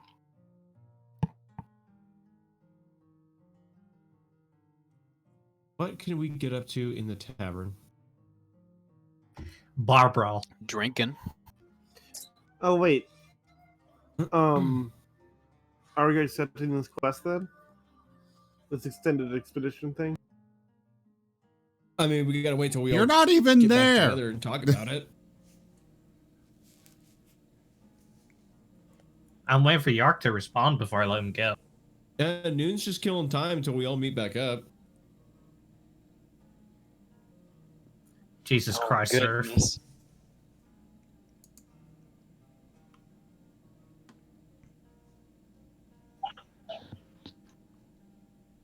You can't go too fast. I broke Discord. I'll I have really to hope think- that these are in order. I'll have to think of a name later. Yeah, they should be in order. Which one was it under again? Creator chat.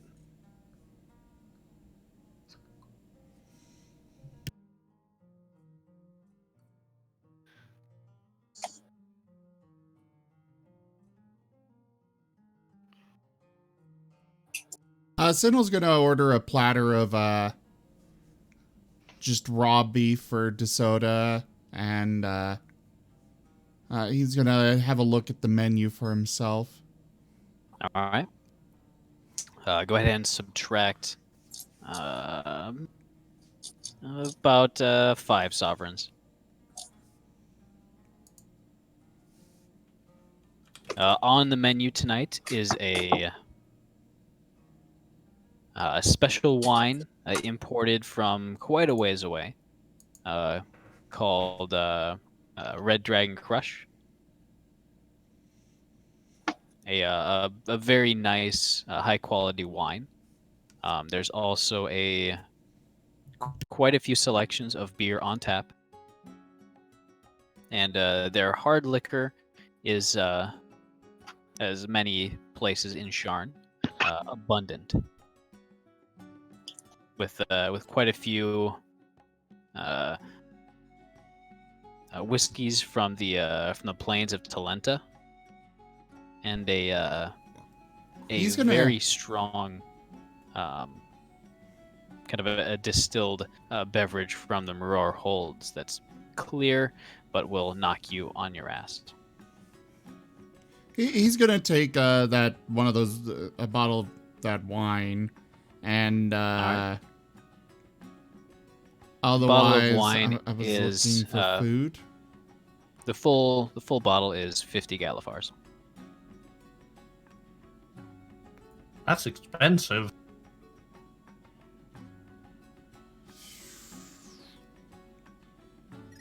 We'll do it. There you go. Sinel can't on the really menu resist for- that. On the menu for food tonight, the special of the day is a platter of the giant salmon that lives in the river next to Sharn in the Hilt, as well as a kind of a special green sauce, along with a very hearty slice of bread with kind of a garlic butter on top. And that would be just 2 sovereigns. He'll take it, All right, and he'll order an extra one for Ihnuun. there we go. Minus 2 more.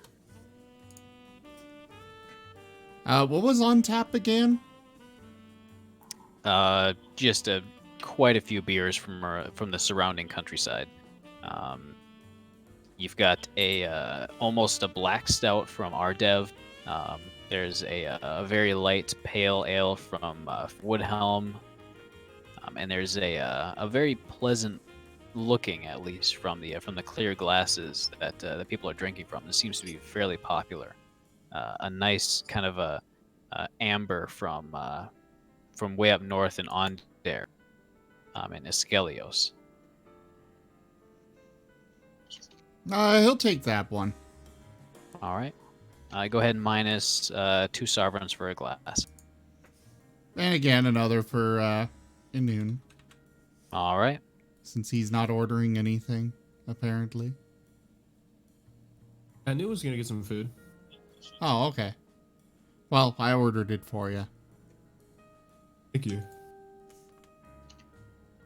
All right. The fairly pleasant-looking waitress kind of nods, and a few minutes later, about 10 or so, comes back with your orders. Places them on the table, gives you a polite bow, and then heads out. The tavern itself is fairly busy, as it is about 8 o'clock, but the patrons who kind of come here just to eat and just to get a drink are starting to leave. And the other patrons who actually are staying here are remaining behind.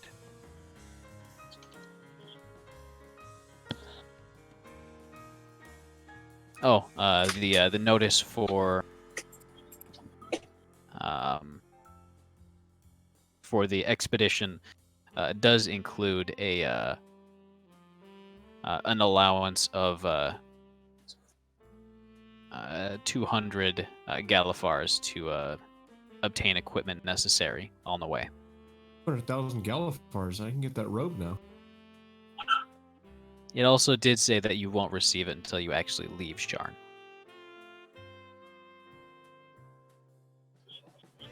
Why I'm focusing on that? I can't even wear that. I have to wear my Reimbursement robe. thing. Basically. Robe is my character. Ihnuun is just what's wearing it. I read about this character once about it was like a halfling that was really good at bluffing and hid in this character's skirt, like this other human skirt the whole time, pretending to be that character. And then like that character seduced the big bad endgame boss. And I don't believe it was in the skirt. I'm gonna be real. I remember that story, and it is not the skirt. No, it is somewhere else. I don't know about that. Seems It's awful, something that I can't say on stream. That seems awful explicit. Now I want to make a gnome character that just lives inside. I didn't know you could do that shit. Like a large. It was a character. weird 3.5 thing, I think.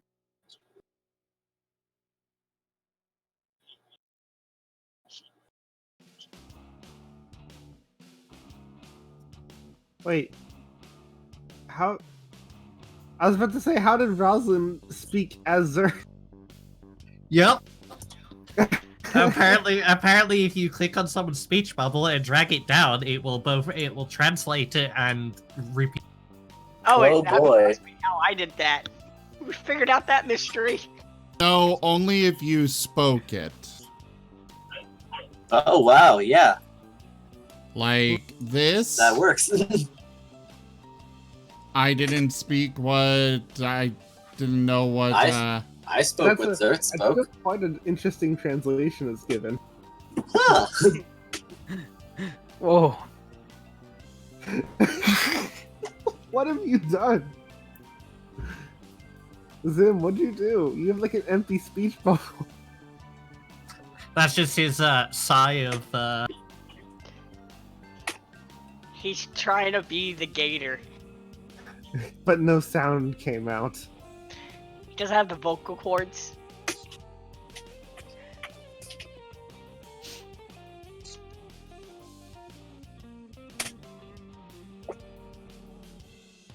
All right. Anyway.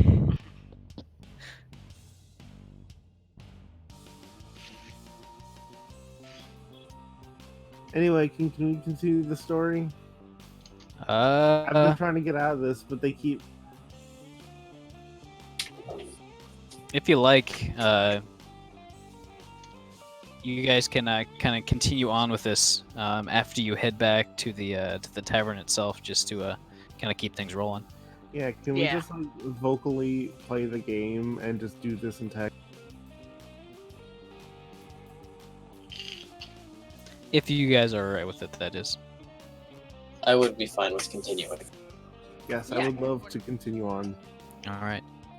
As you guys make your way back to the tavern, it's fairly dark out, and kind of a light drizzle has begun to kind of fall from the sky.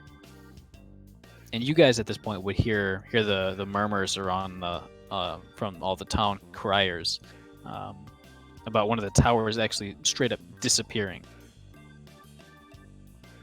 You don't really see many direct effects from it in this district, but you hear a lot of news, a lot of kind of concerned voices around you talking about it.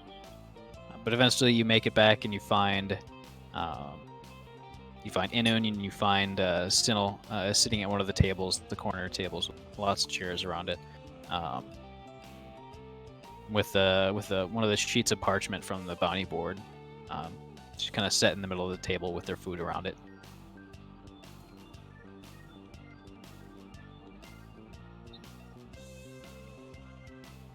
All right, what you guys doing?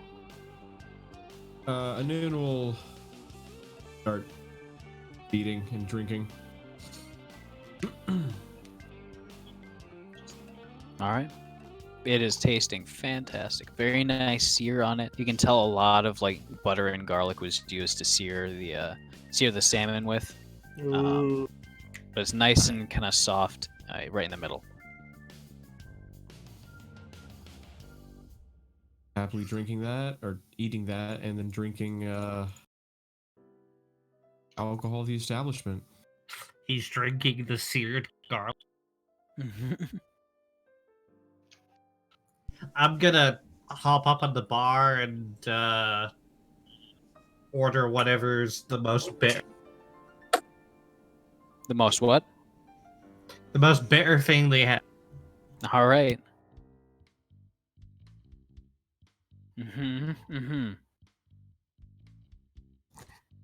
For drink or for eating? For drink. For drink. Well, we've got a specialty tea that really helps to clear up hangovers. I'll take it. All right. As they come out a little while later with a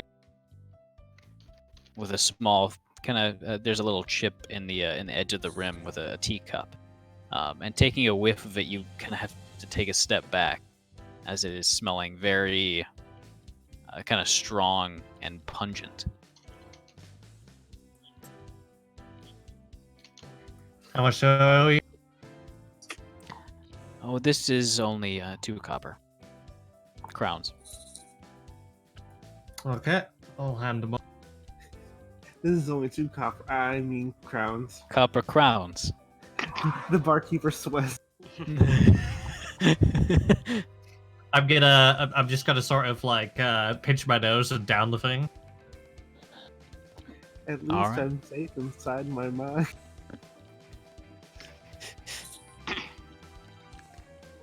I'm gonna try to sit down on a chair and completely miss it because I am not used to being this tall. Large. Does Seraph have to duck under the beam? He does, yeah. Once in a while, I'll smack the head on the beam. Oh god, and your tail. Mm-hmm. Thank goodness you're in the corner. You can kind of take up the entire like quarter of the.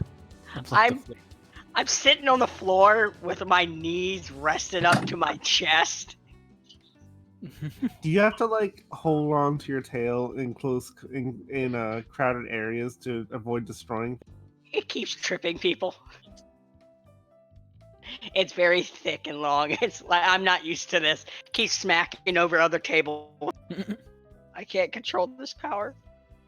The tail is too mighty. The tail is too mighty. I ordered So, meat. how was your day?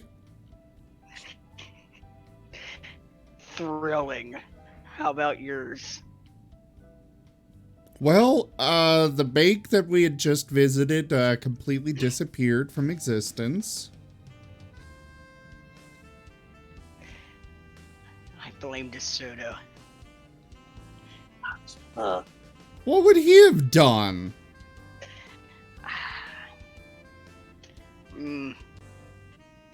So you went to a bank and it vanished After we left. after you left.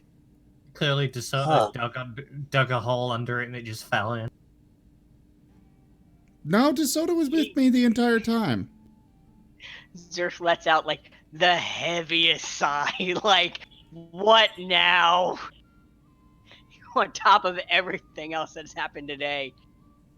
Oh, also, I won a giant gargoyle.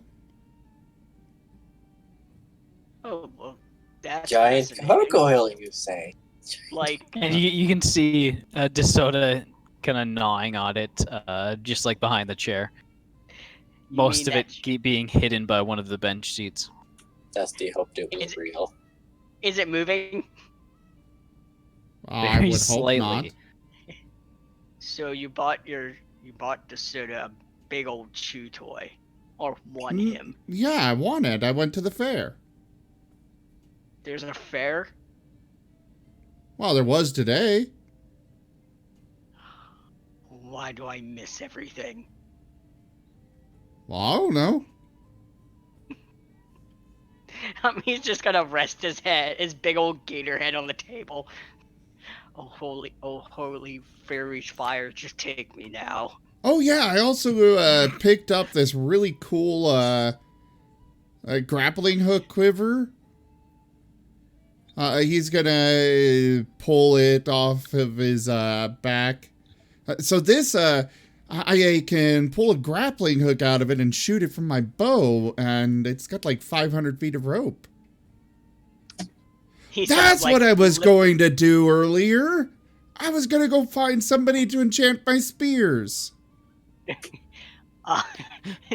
Zerth is just gonna lift up, put his head on the table, and just look at him. It's like, you know, that could be very useful. You could become a flying fur coat. As he gives her like a slight grin. More like a scarf in the wind. That's my job, though. Uh-huh. But yes, it could be very useful. Rosalind just strolls up, then looks backward, then pulls a chair leg out of her tail. Oh, you know, I should see if I can find some kind of automated winch.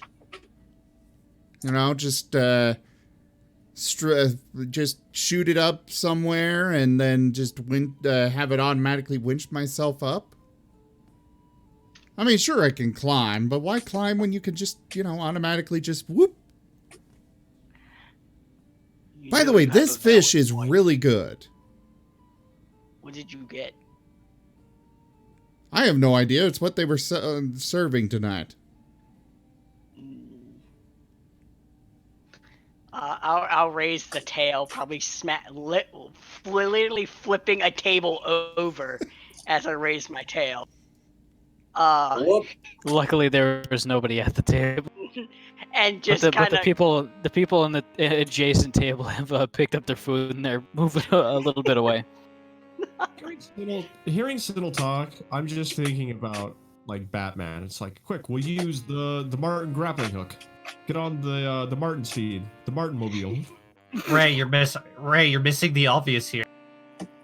How much do you weigh? What? Did nobody know that classic Batman that everybody dislikes? Oh, Because he literally turned around and asked, "How much do you weigh?" It's the first Batman with Adam West. No, it was the first live action with Jack Nicholson as the Joker. But Zerf would order a fish, like the same one Sinnoh had. All right. 2 sovereigns. It was it was fish that I got, right? Yes. I'm gonna order like 4 plates because he's much bigger now. All right. 2 sovereigns each. It would take them a little bit longer to bring yours out. It's fine. He's got to eat more. All right.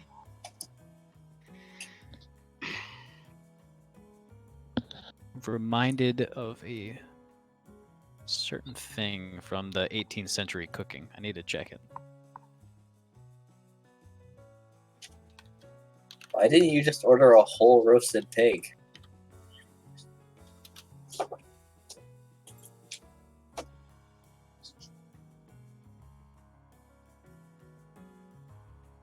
So what fun stuff did you guys get up to? Oh, I don't want to say it. We had a family outing. It went swell as he's just like pure. He's not even hiding it. Just anger is radiating from him. We had a lovely day out on town. Saw some sights. Had a, had a boating adventure and saw a play. Well, that sounds great. It was thrilling. I even got a nice little how does he say it? Tip from the local guards. It's very valuable, and I'm willing to repay it in time.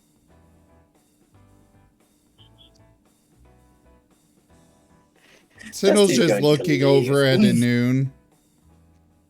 I don't think he's being entirely honest with us.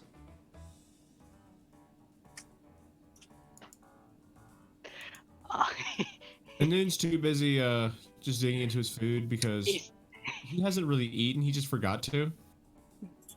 Zerth's gonna look to Sino. It's like, kids are the greatest headaches you could ever have.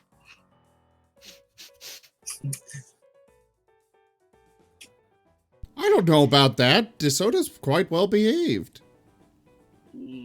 Stay with the dogs.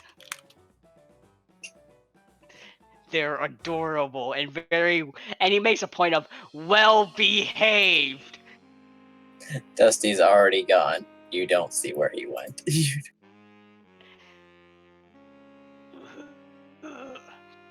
He's also gonna order the biggest thing of alcohol. You see on the shelf. There's the there This is is the the hold on. The Frost Mantle Clear. How much is that? 20 Galifars for a kind of small looking bottle. Sure. Go for quantity. You're Yeah, a gator. I need a casket of alcohol. You're also large as opposed to medium. They kind of think for a moment. Well, we can offer you one of these one of the smaller casks of our stronger stout. We have a stout that comes from a tour in Karnath. How much is that? The cask is like that kind of smaller looking barrel that you would be able to fit like under your armpit,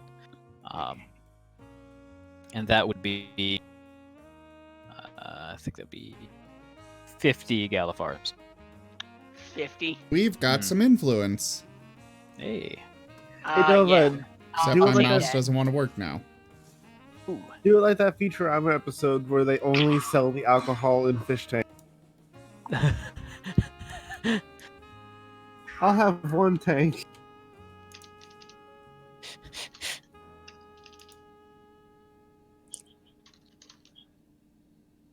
Like in The Simpsons where it's in bowling balls. Oh no, I remember that. Yeah, it's a fish tank of like straight up just whiskey. Yeah, and the bar only the fish tank was the smallest size they sold. Yeah. Otters, if you're in the chat, apparently you went live and Miri wants to make sure you know that.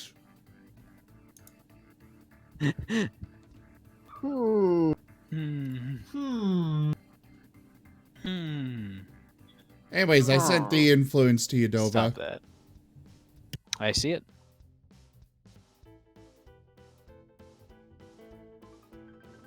All right. So you go ahead and buy the cask?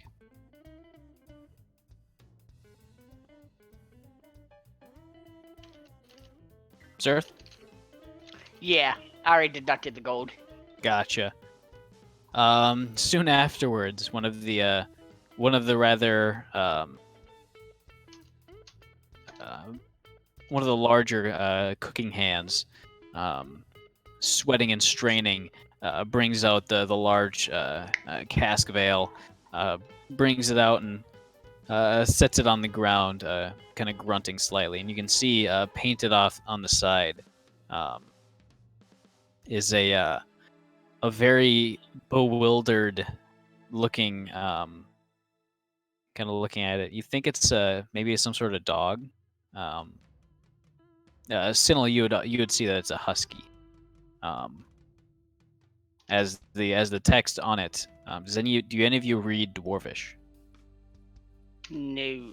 Tsinil's going to pour some water into his mug and start singing a drinking song. Take a sip, to speak or and Give me a then charisma check, Tsinil.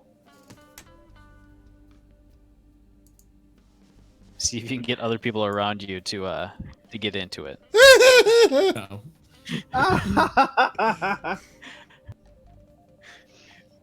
You Someone get a throws a lot of flat like on his awkward head. stares around you as you awkwardly force your way through the song.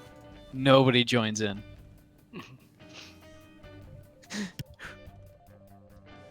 Rosalind sees in the corner. Dova, Yeah? when Ihnuun sees the Dwarven script, he's gonna start ritual casting Comprehend Languages. All right.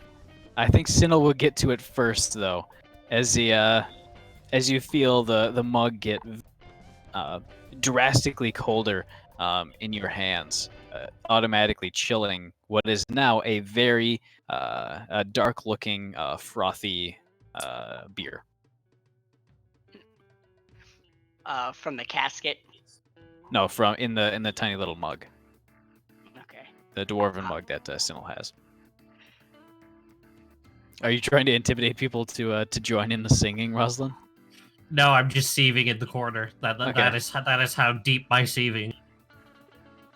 As you're sitting there, you're not even like staring at the patrons in the table next to you, but they kind of look over, very calmly and slowly pick up their food. Again, these are the guys that got scared by Zerth's flipping of a table. Move further away. Carefully, and then like scamper over out of There's- ice, I just like picture, behind a pillar. I just picture us in this tavern and we're in the corner and there's like this big old circle of nothing. Yeah, that's Around- Got slowly the angry forming. gator and the angry squirrel like, no, I don't want any. You know that meme No that man's land. JoJo fans love to use where they like there's like this purple menacing text Oh, around yeah. the person. Yeah, that's It's just Rosalind right now. happening. I had a reaction image to share with that, but I can't find it. But you now have a mug full of very nice, hearty smelling ale. He's just not much of a drinker, but he is definitely drinking that. Sorry, that was in Tsinil's mug still. Zerth is opening that casket and All right. drinking that. You can. How are you going to get in it? You don't really have a proper tap, but there is the. This is actually what it's named. There is the bung in the top. I mean, yeah, you It's could like you could crack open the top of it and just dip them up. Yeah, I'm gonna crack a hole enough so I can just push my snoot through it and just kind of drink. All right, you can kind of unlid it. And as you do, you start to drink. Go ahead and just immediately give me a Constitution saving throw. Sure. Fair enough.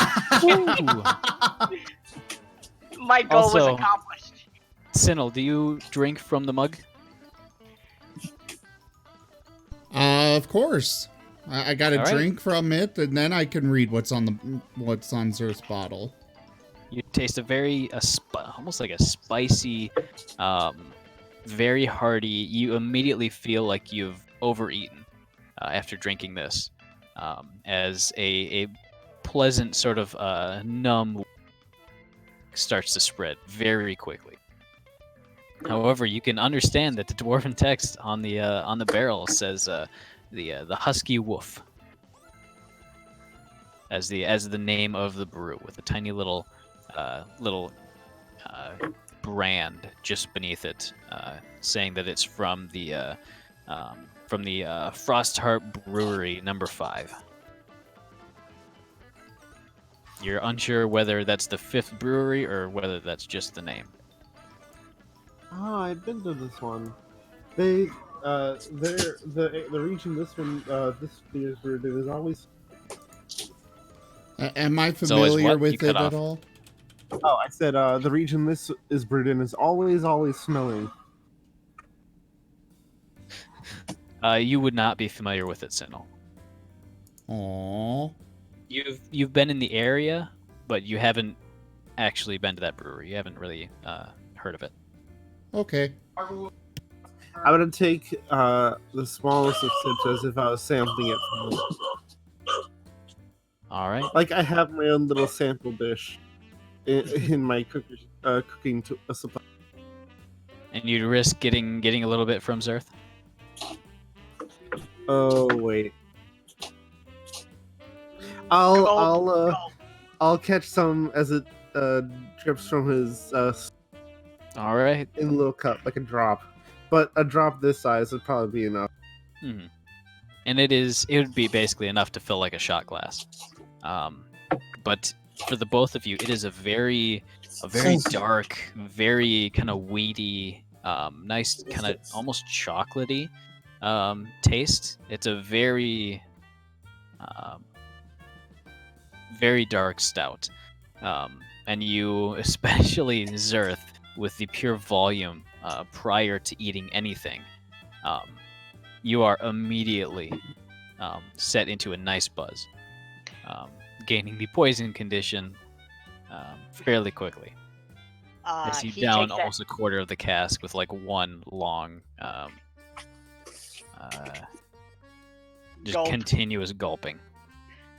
He's using his gator lungs to its fullest to Are you what's just gonna that word? scald this whole Chug thing? it. Yeah. All right, you get about halfway through. I'm not even gonna have you roll Constitution because you still haven't eaten yet. With that nat 1, as you are thoroughly drunk by the time you're halfway through. His face is brown. I think you get with red and green. His face is red. so. Yeah. Yeah, it's brown. Assuming that crocodile blood is red. Yeah, well, Zerth is a different kind of But you can Reptilian. feel your skin kind of bristling as the blood continuously flows through it. You can hear the blood rushing in your ears. He's just turning into Randall from Monsters.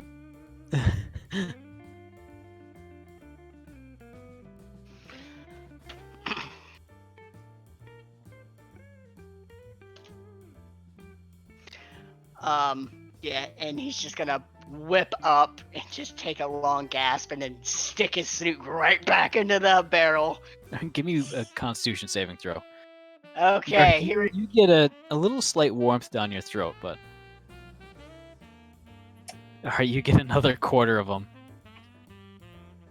and you're feeling just about the same as like the pure volume of liquid in your stomach is sort of the progression of your drunkenness.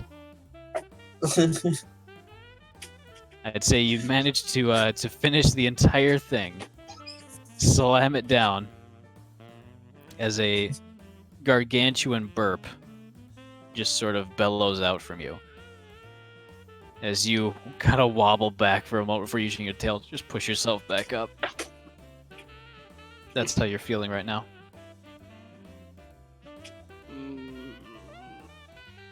Is my fish here yet? It just arrives. He's eating the fish. All right. You're just not even using utensils, just hands clawing at it, Yeah. spilling everywhere. Is there any booze left in that can? There's a decent amount in the bottom. He would It's just offer kind of some stuck to the Rosalind. side. I'm gonna climb in the keg. All right. Climb need a down drink. inside. Very nice, kind of a beer scent around you.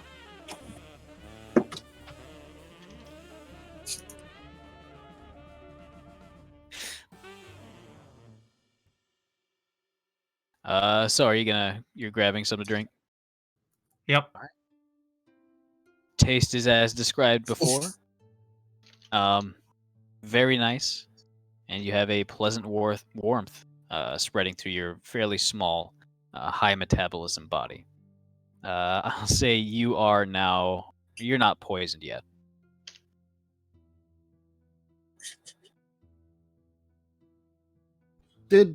Did Rosalind jump in the one that Zerth is drinking? It is now empty.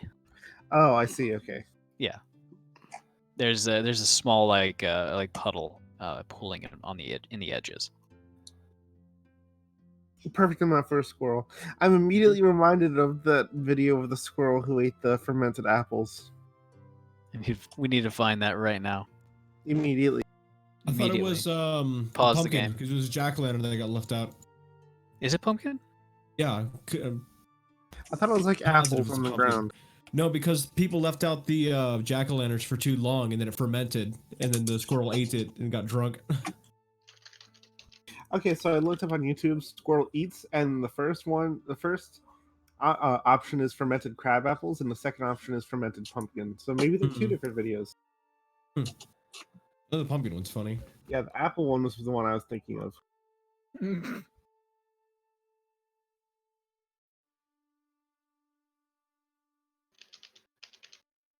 Sorry, this is important. I posted it in group chat. Okay.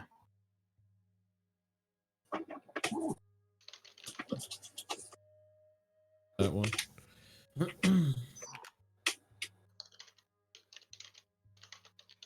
That's the one I was. The pumpkin one. Yeah.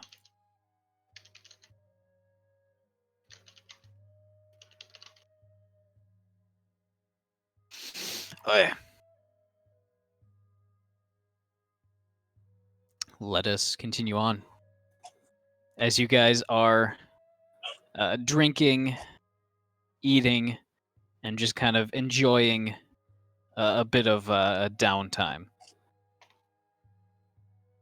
There's a kind of quiet knock on the door. The bartender just kind of looks over at the door, just yells, "We're open!" No response from the door.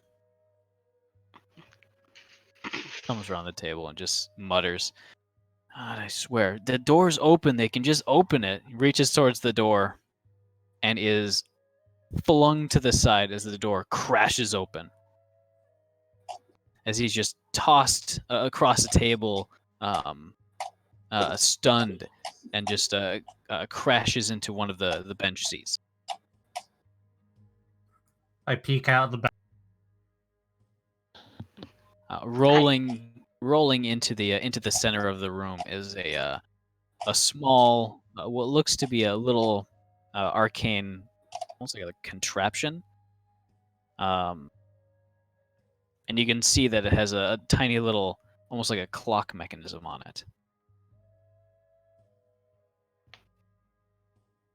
As a little ringing goes off as it explodes, with the almost comically tiny puffing sound. A cloud of this kind of silvery, cloying gas just is shot out in all directions, almost instantaneously filling the space of the entire tavern. I need everyone to make Constitution saving throws. Those who are poisoned, you make it at disadvantage. And that would be, I believe Zerth is the only one who is drunk enough to be poisoned at the moment. Oh no, Tsinil is too. I feel called out. Dova. Yeah? I want to do a reaction here. Okay. Is there like an open window or anything nearby? There's a closed window. About it's a little bit high up. It's about 5 feet up. Okay, how about like a doorway going into a different room, like a kitchen? That would be about 20 feet away across like this main dining area. All right, I want to chuck or throw the ruined bag of holding that Ihnuun made, and then breathe into his robe. All right. So he draws oxygen from a different area. All right. I'd say you'd be able to.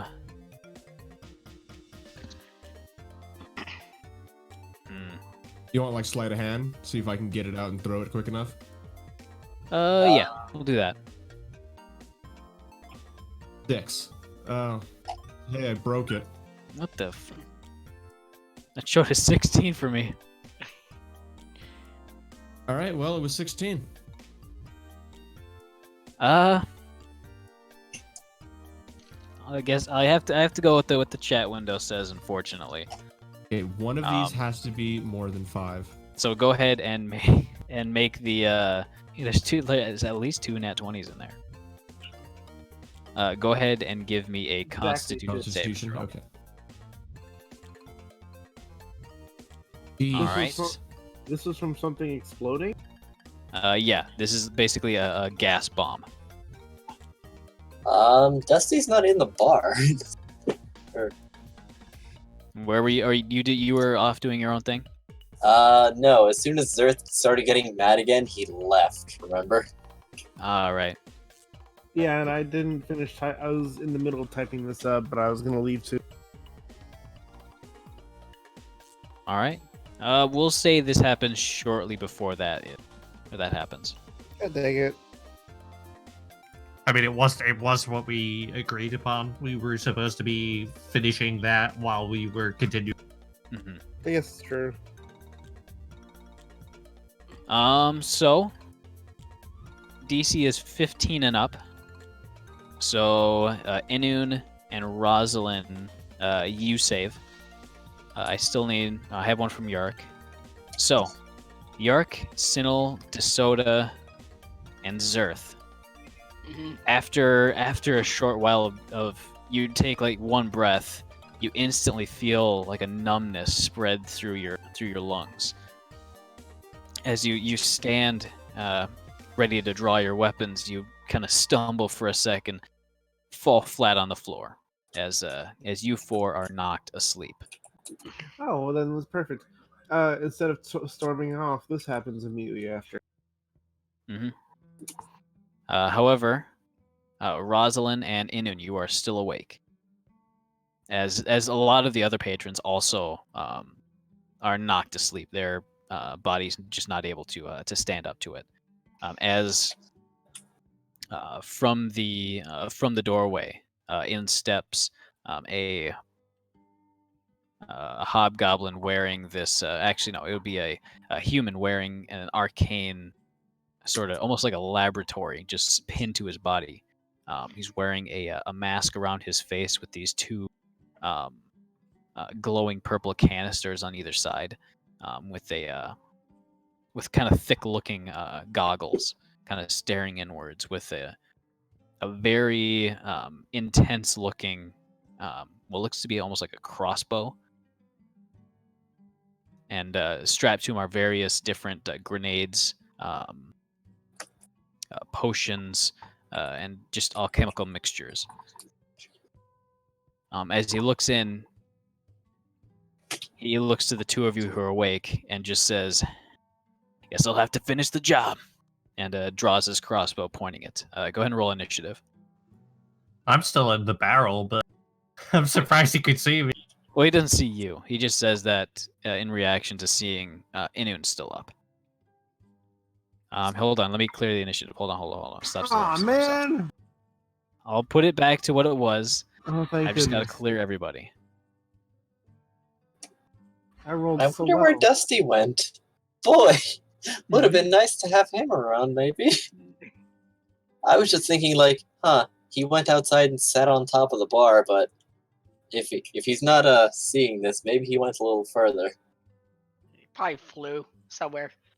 Yeah. Just to collect his thoughts, I assume. Well, he thought it was over, but then started getting mad again. He's like, oh. It was like All very And left like he was going to. Now roll initiative.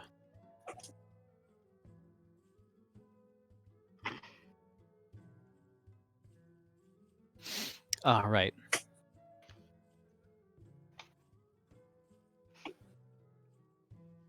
If you're wondering why I'm rolling with advantage, it's dangerous.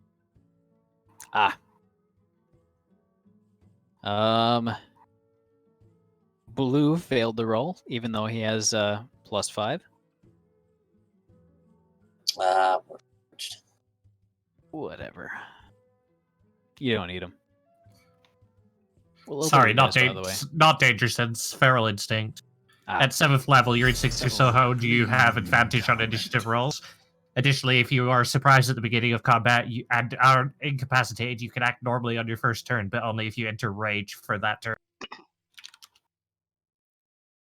It's great. It means I can't be surprised attacked unless I'm tied up.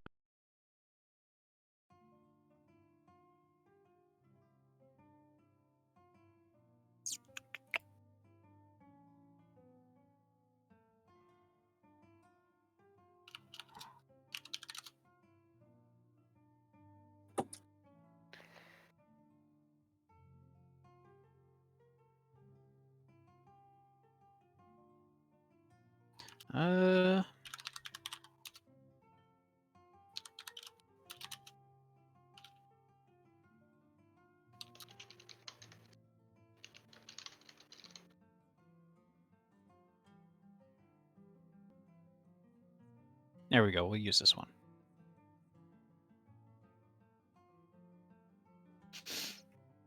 All right. So, did everybody roll initiative? That is there. Yes. Do you want one Tsinil, from I will us? need you to roll I think. initiative. Okay. Dusty doesn't have it either. Or actually... Well, considering I'm passed out, I won't do the advantage. Or unconscious, you know. There is an influence. You might. What's the influence? It just has C telegram, so you must have typed it out the Zoom. I should probably... What is that? That is a big piece of lint. Wow. It's like stuck in my phone.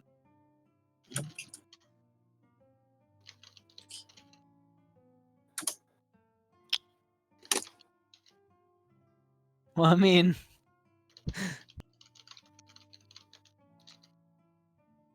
There's only one the way here, this is isn't worded. it? What? There's only one here, isn't there? At the moment. I can change that, though. Let's not. I mean, who would go at this alone?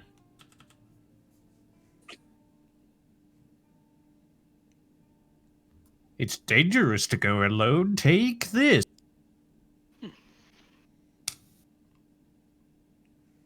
Accepted.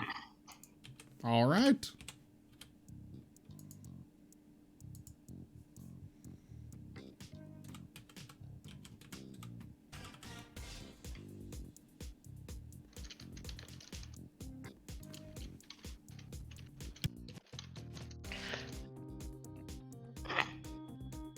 All right. So, Ihnuun, you're the only one who they see as actually being up and aware. So they are going to attack you. And you might think, well, wait a minute. They, as a crossbow bolt, shoots from one of the hallways behind you. This is made at advantage because of the assassinate. That is a 22 to hit. And that is technically a crit. That's annoying. That it is. You want a card? That is up to you. Ihnuun. Is that a 19 crit? What? Wait, what? Well, you said technically a crit, so Yep. that would imply that it wasn't a natural 20. It was like a lower number. Mhm. Okay. One of the features lets them crit on anything that hasn't taken a turn yet in combat. That's obnoxious. Yep. We'll just do That's a rogue. regular. That's a lot of crits. Yeah. Do you happen to have shield? Yeah. What would Okay, that so put your AC at if you used it?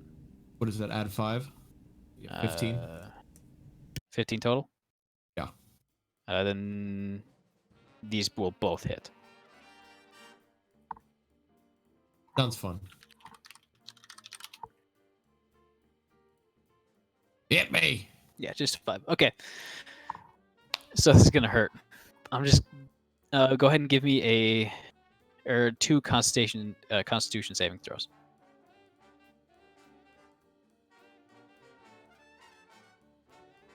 All right, one more. All right, that's a fail. So you take full damage from one and half damage from the next.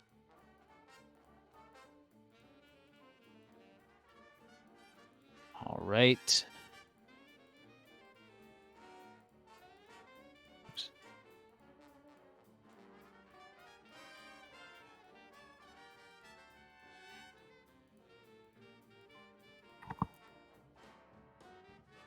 All right, so we round down. So there's overall that is going to be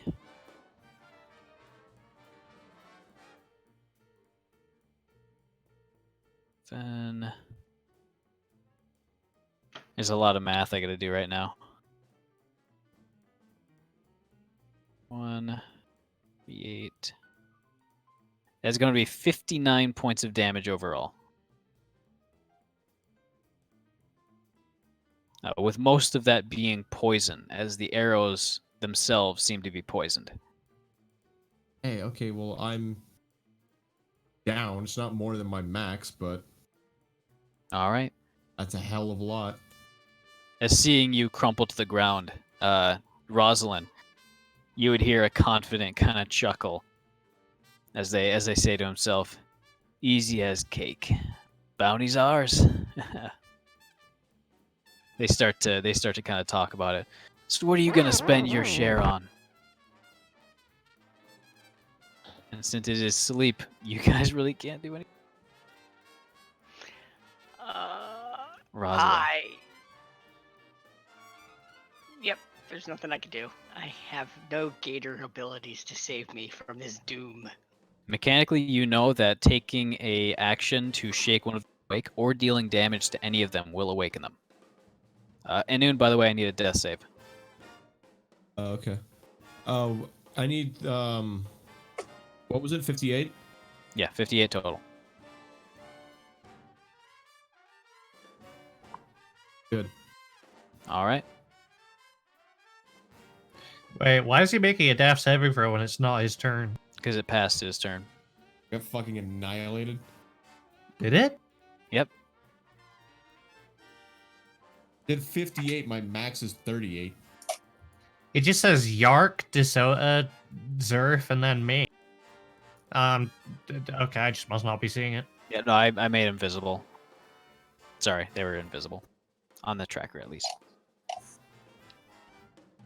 Um,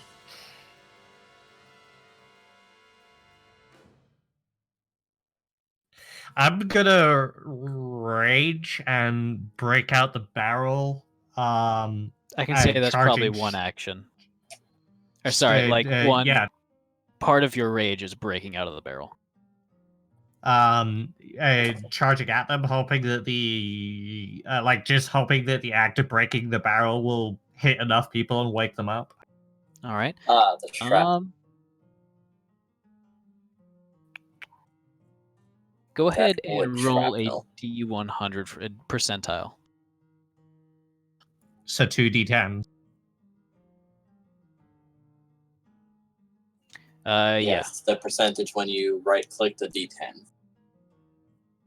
So 36. Yep.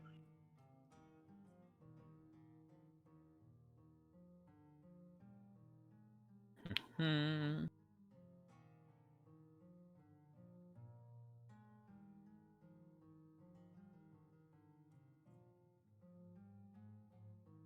For Mrs. Ihnuun.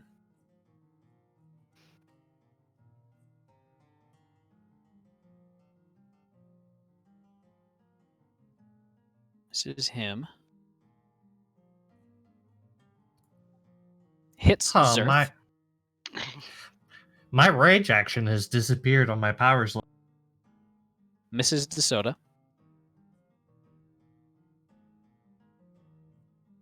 And Mrs. Tsinil. So you wake up Zerth. So Zerth, you are no longer asleep. Rosalind, you still have your actions and stuff. Aside from the bonus action you used to rage. Yeah, I want to activate my rage on myself, like give myself the stats and everything, but it's completely disappeared from my character sheet. Huh. We'll see if it's in the effects tab.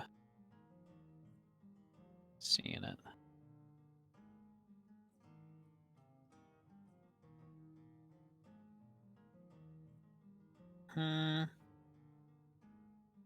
What would it have been under? It was zims it up for me to be under power, where I activate it. It targets myself, gives me resistance to bludgeoning, piercing, and slashing, and advantage on all strength. I would have been under my actions tab, but it's just my power section is blank on my action tab. Go And I can't down to the bottom where it says mode. Yeah. Click that a few times and see if it reappears. I'm seeing it, so I'll just activate it. No, it's not appearing at all. I saw it for me, so I don't know. It's way at the bottom. Yeah, that's where it should be, but for me it's blank. It must be a bug on my. There's a lot of like new spell and abilities. So I'm just gonna remove all of those. I'll probably relog after I've taken my. Okay. But yeah, with my 45 feet of movement, would I be able to? Oh yeah. Okay. Well, I'm going to hit them with my multi-attack. All right, go ahead and roll to attack.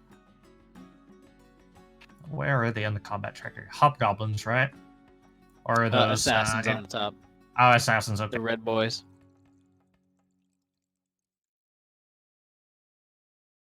Hit. Hit. Okay. So I'll do the 2 bludgeoning damage and then the radiant damage. All right.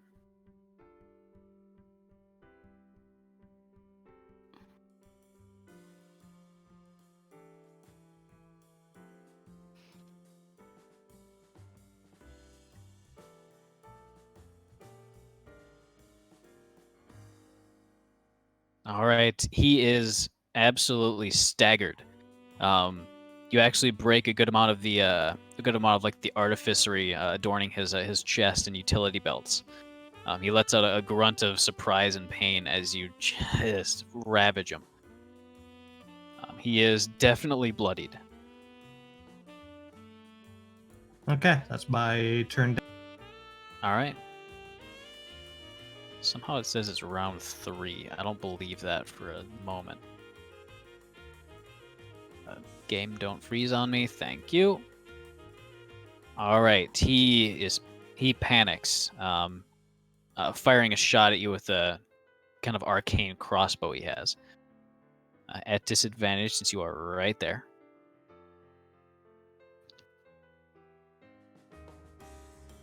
That's going to be an 8 to hit. I assume that doesn't. The other one is also going to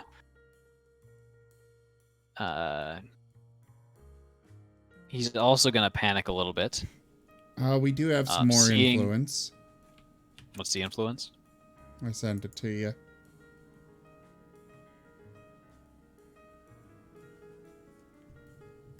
Everybody go ahead and give me your Constitution saving throw again.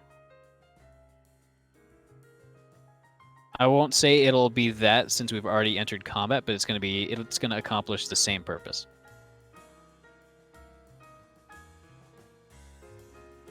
All right, so Yark and Tsinil will remain asleep. Zerth, no change, but DeSoto will now wake up as one of the vials is broken. Another very thin cloud of unknown alchemical mixture being sprayed into the air. As DeSoto is now awake. This Must have been assassin smelling salts or something. Oh, yeah, it smells absolutely foul. As assassin, the second assassin who kind of emerged from the back room, is going to he's going to aim his crossbow at Rosalind, but kind of looks and sees the gigantic alligator slowly rising, and he's going to fire at him instead. That's going to be 11 to hit. As the shot embeds itself in the wall directly above you. I move my head slowly towards him. What would DeSoto do? DeSoto would probably try and get Tsinil up. All right. As DeSoto is going to try to drag you out of the chair and away from whatever is going on here. The jostling of that would wake you up.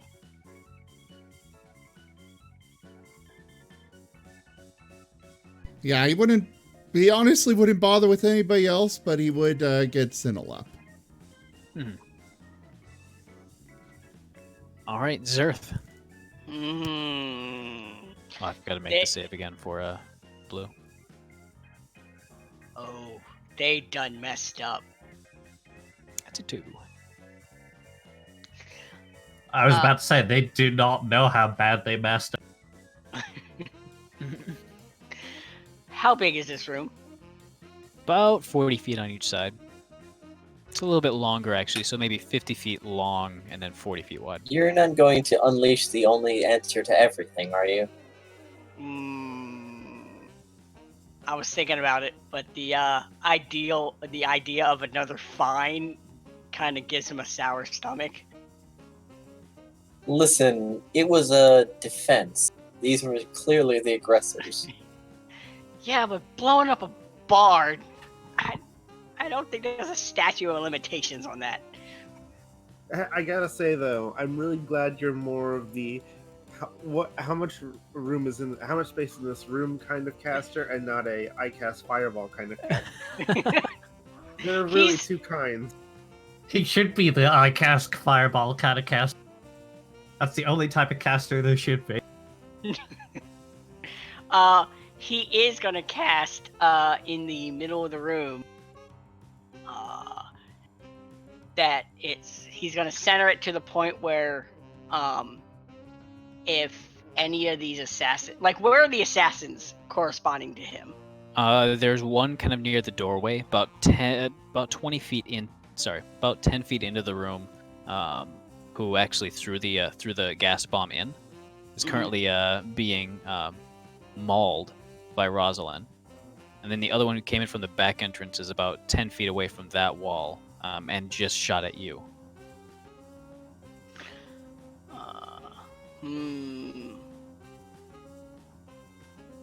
Okay, I'm going to... Oh my god, I don't... Okay, I'm gonna cast... Oh my god. Okay, centering near him, so like if he moves 10 feet closer to me or away from me, it's odd because of how you describe the bar is. He's gonna cast Guardian of Faith. And then kind of right near to which one? To probably the one that shot an arrow at him. All right. Sorry, I had a big yawn. It's fine. Do you need me to post a spell? Nope. Okay. And he's gonna walk over to him and smash his face with a hammer. All right, go ahead and roll to attack.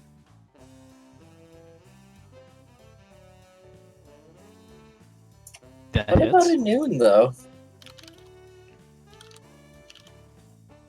Yeah, he's That's gonna. rude. Yeah. All right, And as you I deal know- 7 points of I don't know damage. who. I'm not sure And who just- else knows, but I know Tsinil knows that Ihnuun has a superior potion of healing on him. Yes, but Zerth also has spell slots. Fair enough. And he's just gonna look to the assassin. I have had a rough day, and I'm gonna take it out on you. I do apologize, but not really. Oh, by the way, you make attacks with disadvantage since you are still poisoned. Remember, you are drunk. No. Okay. Which also explains your your ensuing act. All right, that hits. Well, Still my hits. my poison would wear think. off. Mine was for 1d4 rounds, so Oh, for real? There you go. As you instantly sober up. Just wait till it's my turn again with this assassin. He's looking quite afraid of you. Oh, he's licking his lips. Blue is unconscious. It seems the potion was magical. Ihnuun, death saving throw.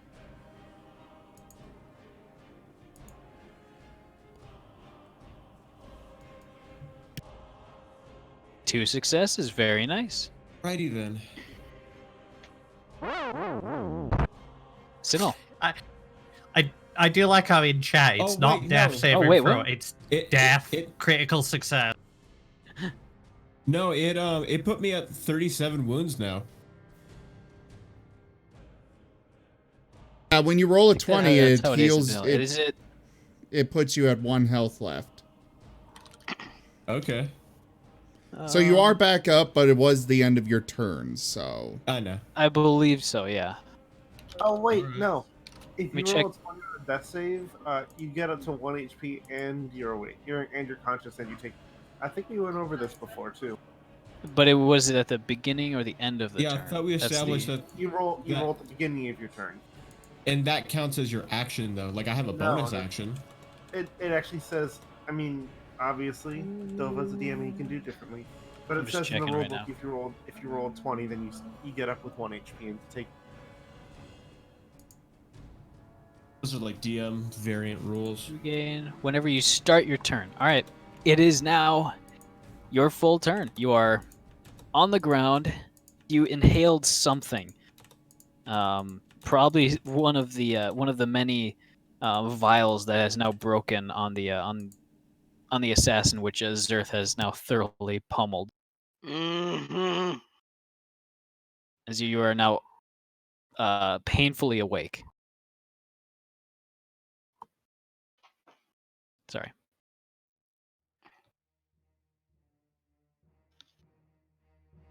So what are you doing? I'm just trying. Are either of the assassins like grappled or?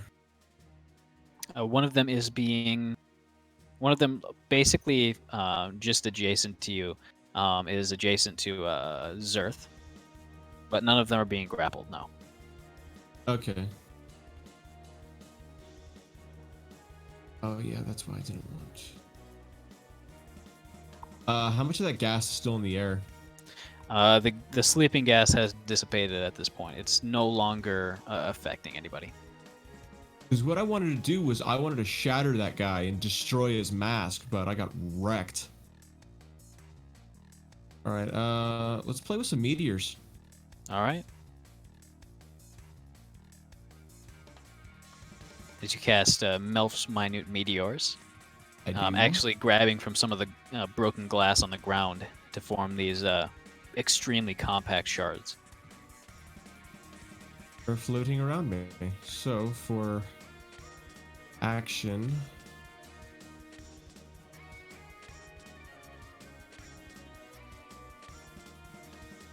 all right, he succeeded on the first, failed on the second, half damage on one. okay, this is messed up. Like, why does it do this? My dex is 15, not 11. I have to change this like every time. Here, let Well, me he just rolled a add- 15. Huh? He rolled a 15 anyway, so he will succeed. Okay. But that is annoying. All right. I have a So quick question. Sure. Can we make it canon so that whenever someone rolls a 20 on a death save, they have to have an anime-style internal monologue and why they can't give up on how many people believe? oh, that's incorrect. So I'd be one of alright those with is that, having a halved. flashback. No, I can't die here. I'm not done yet. And then they stand up. Die. Alright, so that's the first one. Oh, That's I've the been full defeated. damage. Go I ahead can't die and here. I have to retreat. I know one of those are supposed to be halved. yeah. All right, and then bonus action. I'll just keep going on him. For the, you can only cast 2 on the first time you cast it. I think it says in the flavor text that you can only use the bonus action to fling them on each round thereafter. Thereafter? Yep. Oh, it is. Okay. Yep, so you can only do 2 at a time, even for the first round. Okay. So All right, and I'm gonna 8, we'll duck behind the say flip table. the second one is halved. As you kind of roll around on the ground behind one of the flip tables. Combat roll, by the way. Not like a silly dumb roll. Parkour. So that's going to be 14 total.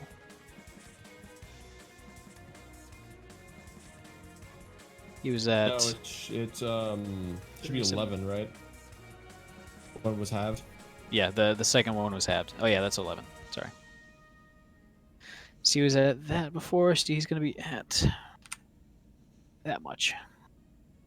Whack, whack! As these 2 tiny little shards almost punch through. One goes through his shoulder and the other bounces off this little kind of shoulder plate. But the impact is quite heavy.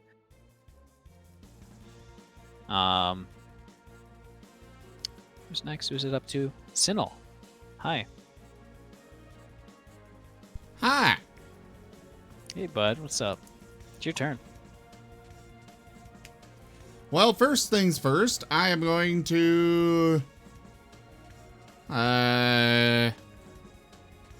cast Healing Spirit. All right. And it'll be placed on where Ihnuun is.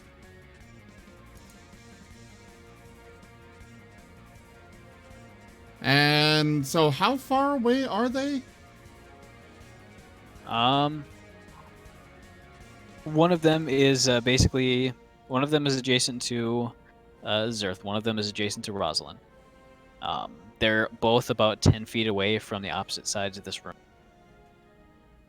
So and the not room really itself bow is 50 range, feet it's long. melee. Yeah. They're right next to us. All right. Pretty much. Then I'm gonna pull out one of my short spears and go for whichever one would be right next to me. Which would probably be the one attacking Zerth. All right. Which one would that be?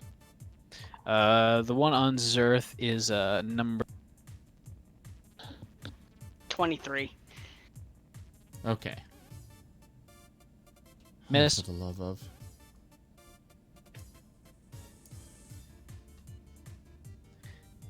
You gotta do what Ihnuun did. Make him do a save.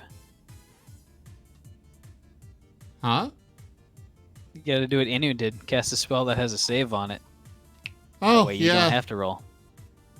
That would probably be a good idea. But I don't really have anything that like that. Fair enough. Alright. Well, that's it for my turn. All right. Rosalind. Hi, how are you? I'm going to attempt to pick this guy up and put him into the air. So I'm gonna make a grapple. All right. That only replaces one of my attacks, so I would still have another attack. Believe that's correct, yeah. Go ahead and give me an athletics check. This should roll with advantage. All right, you succeed. As you grab onto him.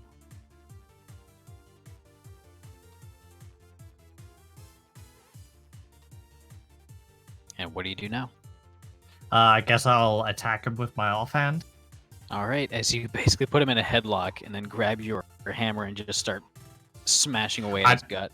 I say more like I've grabbed onto the bandolier, like whatever bandolier was holding his potions up, and I'm hoisting him up with one hand with this like barbaric strength that I've got from, and then I'm just Wait, gonna. Are you like standing on the bar? Or how are you getting that kind of leverage up there? Or are you like grabbing at his like belt and pushing up? Yeah, I'm grabbing at his belt and pushing up. Gotcha. Go ahead and roll to attack.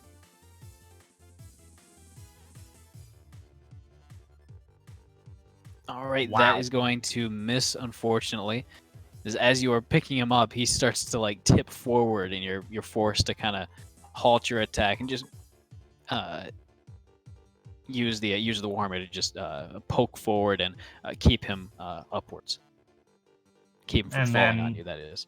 And then bonus attack. All right. That is going to miss as well. That should have been rolled at advantage. Sorry, Oh, go ahead and roll again. because he's grappled. Mhm. So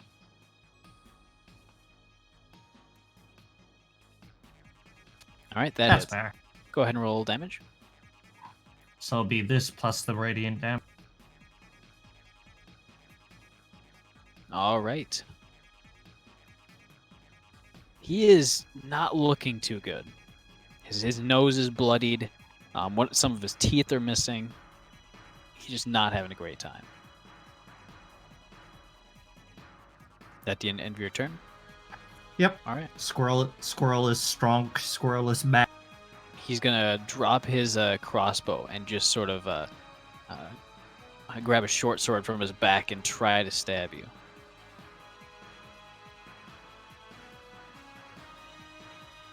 That is going to be an 8 to hit. That's going to miss.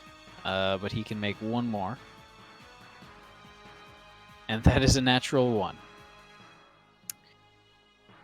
As he's getting just a little bit too desperate, and the adrenaline forces him to actually slip. Not a very good short sword. The grip seems to have worn off. All right, the Don't one want a card? facing against what? You don't want a card? Sure, actually. We'll go for a card. I say the card is I literally rip him in half. Alright, you said it's a melee weapon? Yep.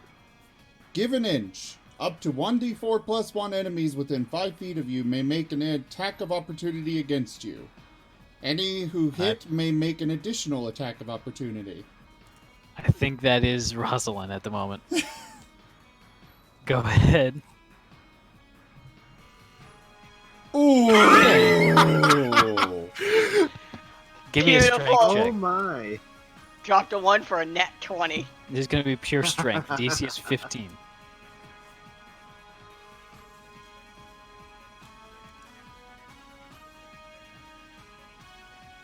You tear him in half. That was really a you think I forgot about you moment. Just beating up this one guy and turning around. Literally, like a Doom Glory kill. Just like get both my hands in there and split. As you let out like an ultrasonic squirrel scream of rage. As a influence from earlier finally kicks in. And the same reason why there are now 2 of them instead of 1. As the other one, seeing his buddy literally get ripped in asunder, just kind of holds his hands up, dropping his crossbow immediately, and surrendering. That's his turn. Yark, by now the gas is worn off, and there's enough sound going on around you that you will slowly and kind of groggily wake up. As you now see the very gory remains of what looks to be one guy, and Rosalind covered in blood and screaming. Not sure whether it's her own blood or what. I'm gonna check to make sure my dragon's okay. First and foremost. The tiny little dragon is sleeping quite soundly. He's gonna give a sigh of relief and say, at least that one wasn't me.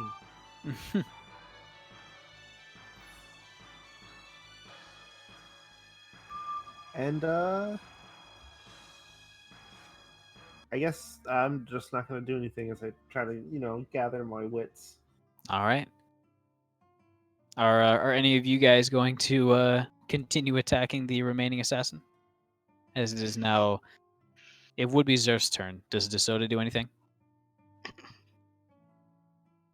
DeSoda would not. All right.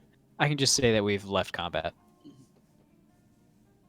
I'm gonna roll something. Sure.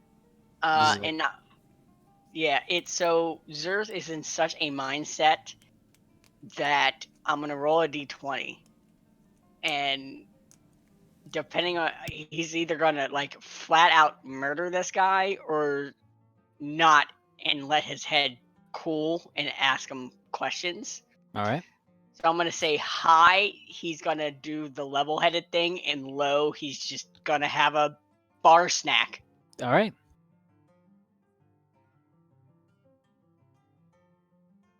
There you go. Level-headed. Calm heads prevail.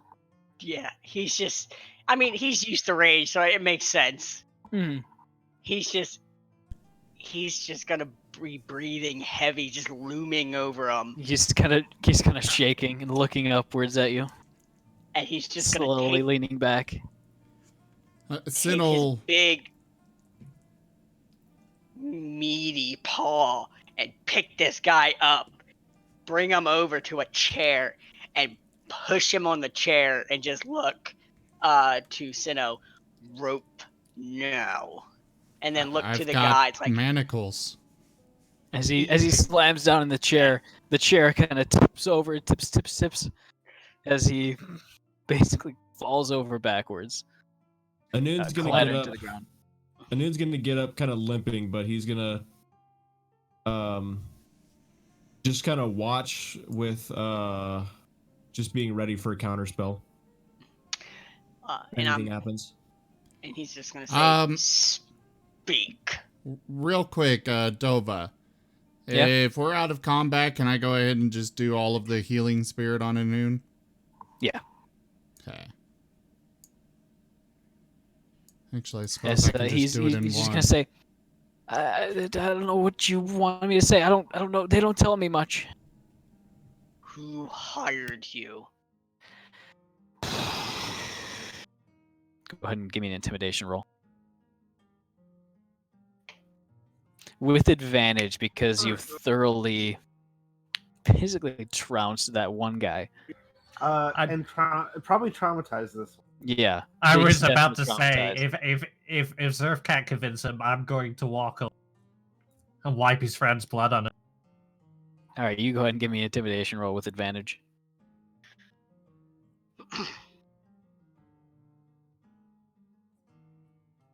Zareth, don't you have proficiency because of your scar? Is it proficiency or no? I think the it's scar gives me advantage. Yeah. Oh. So does your helm. A Yeah, bunch of stuff that gives you advantage. it just doesn't stack. He just I looks at want you. that Just, helmet. oh god, oh god, oh god. He like almost twists to this side. I said, okay. Mirror Smoke Company. They gave us like freelancers. They give us jobs. I looked down. Is there a distinct wet patch in his pants? Yeah, perception check. These are dark pants. I just grabbed my entire character sheet. Thanks, man. Nice. I see nothing. Yeah, you can't tell. There's blood in your eyes. Oh god, that stings. I'm just gonna like start rubbing and just throwing it on. Are they the ones who put the hit out on us? And is it just us or a certain person? He kind of looks very sheepishly, kind of looks over at Tsinil. Says, "It's just him." Kind of points. I'm gonna look But anybody with him is bonus. I'm gonna look to Sin. I was like, what? It just kind of like quietly mouth, what the hell did you do? As I look back to the guy.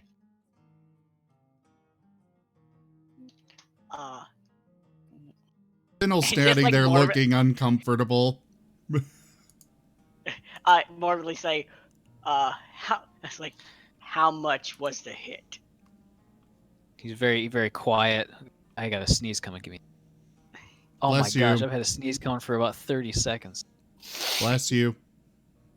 In advance, thank you. All right. He just kind of 10,000. He's gonna whistle. And just, Hey, should we turn it look- Tsinil? just look at Sin. I was like, because Earth has money problems. Ihnuun's gonna be physically relieved because he thought that they were after him because he got freaking just clocked. Yeah, you did kind of And get. He wasn't too sure. And she's just gonna shake his head. It's like, that's not the time. And just go, how many more? I don't know. I don't know. There's no points of contact between any of the freelancers. He very nervously looks towards his friend's mess. Is there a time on this hit, and who are you supposed to meet to collect? You can tell he's not being forthcoming with that answer.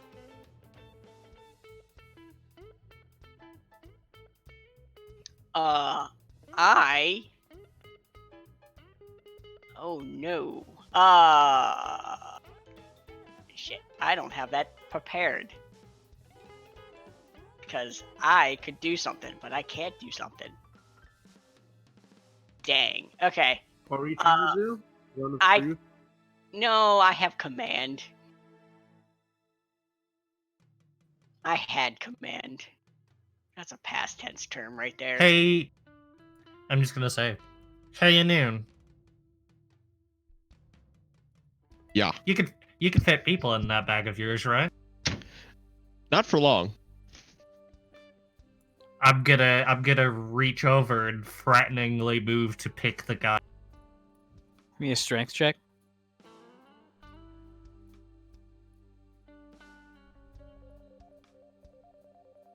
Oh yeah. At this point, the physical effects of rage would have worn off by now.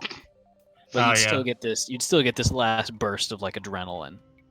Yeah, he'd fit in the bag, but he'd probably get Bonely in there. I kind of imagine 1 point of psychic damage. I kind of imagine that Rosalind's more dragging than picking up.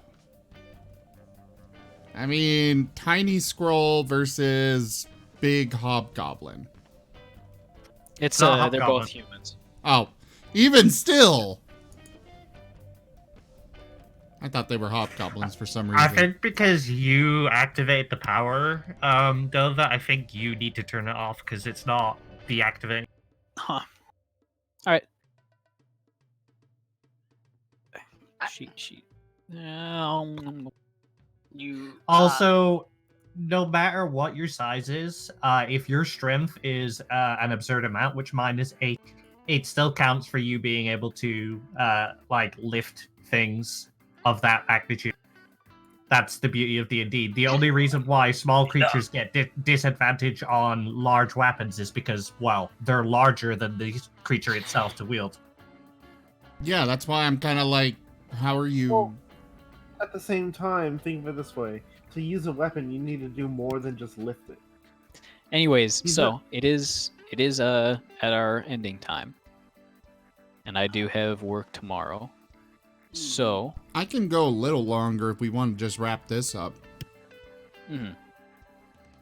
we can basically say, or like go a fade to black as you guys interrogate him, which I assume would involve either threatening or actually throwing him into the bag. I was gonna dip his head in the bag so Oh, you yeah, could see all like- those skeletons. Oh, the skeletons reach forward and Two zombified hobgoblins and a petrified zombie or a skeleton. go ahead and give me an intimidate check with advantage. if that doesn't work, I have the most foolproof plan ever to get him to talk. Yeah. You would get him to talk very easily. Like almost crying as he's brought back out, he just spills the beans. He says that he's just supposed to bring heads. You're not wanted alive, and that the heads are to be delivered in the docks district, on one of the ships. This tiny little thing called the Saint Miranda, basically docked on the northern side, very close to the river.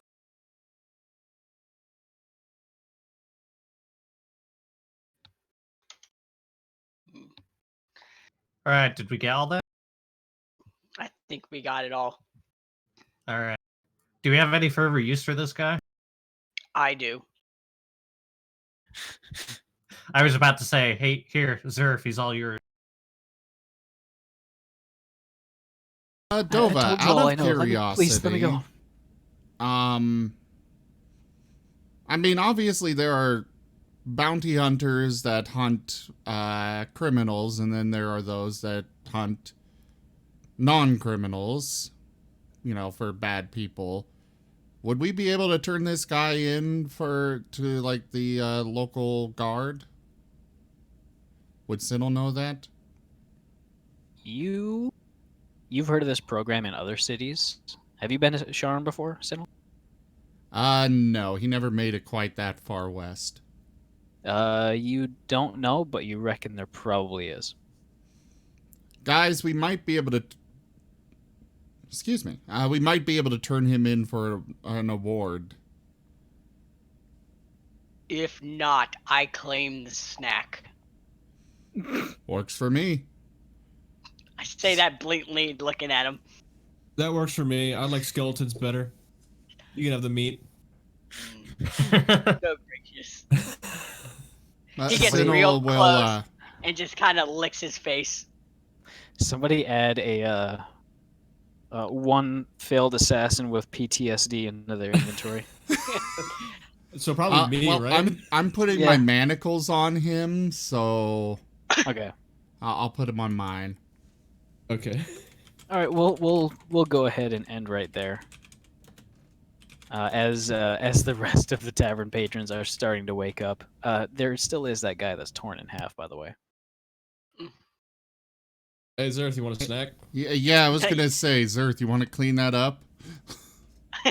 I'll get on all fours and start cleaning it up like a dog. Community's acclaim spreads. How quickly can you eat that, though? How big is my mouth? Very big. It's decently big. Go ahead and give me a Constitution check.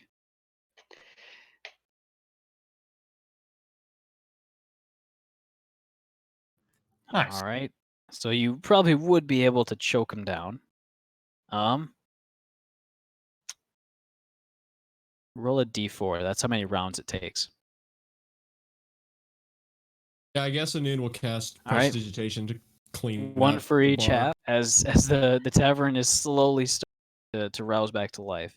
It'll take him about a minute or so. So you'll be able to clean up very quickly. Do I get a However, prestidigitation? Zerth, you are feeling extremely, Sure. extremely kind of woozy and nauseous. I cast Lesser Restoration on me. All right, you are no longer drunk, but you are still stuffed to the brim. That's fine. I'd rather be full than drunk. Mhm. I heard that as I'd rather be a fool than drunk. All right, but that's the end of the session this week. So, All yeah. right, everyone. Thank you all so much for joining us this evening for Echoes of Eberron Dungeons and Dragons. We will be back next week with more.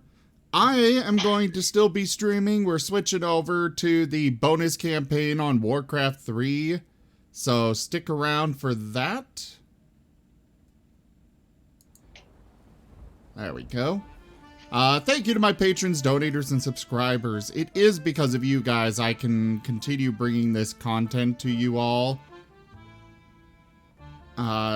Again, thank you to Bowie for the donation this evening, for meeting the donation goal. Check out our website, zgfgaming.com. We've got links for our Discord, Telegram, Twitter, Patreon, all those there on the website, as well as down in the description below. So go check those out. And yeah, thank you for joining, and I bid you a very fond adieu. I'll be back shortly. See you later, buds. Bye-bye. Get out of here! Get out! Oh, Stupid piece of meat! Oh! Thanks for coming, everybody! We had a great time! Bye-bye! Get out of my house, Mickey. Oh, Dorvo, can I come here now? No, get out of my house, Meatwad. I'm not be in your house. To your crappy one-story bungalow. I'm in the kitchen right now. We got some spices. Oh my! Stay out of my cayenne pepper. That's a lot of cayenne pepper. It's mine. I'm covered in cayenne pepper now.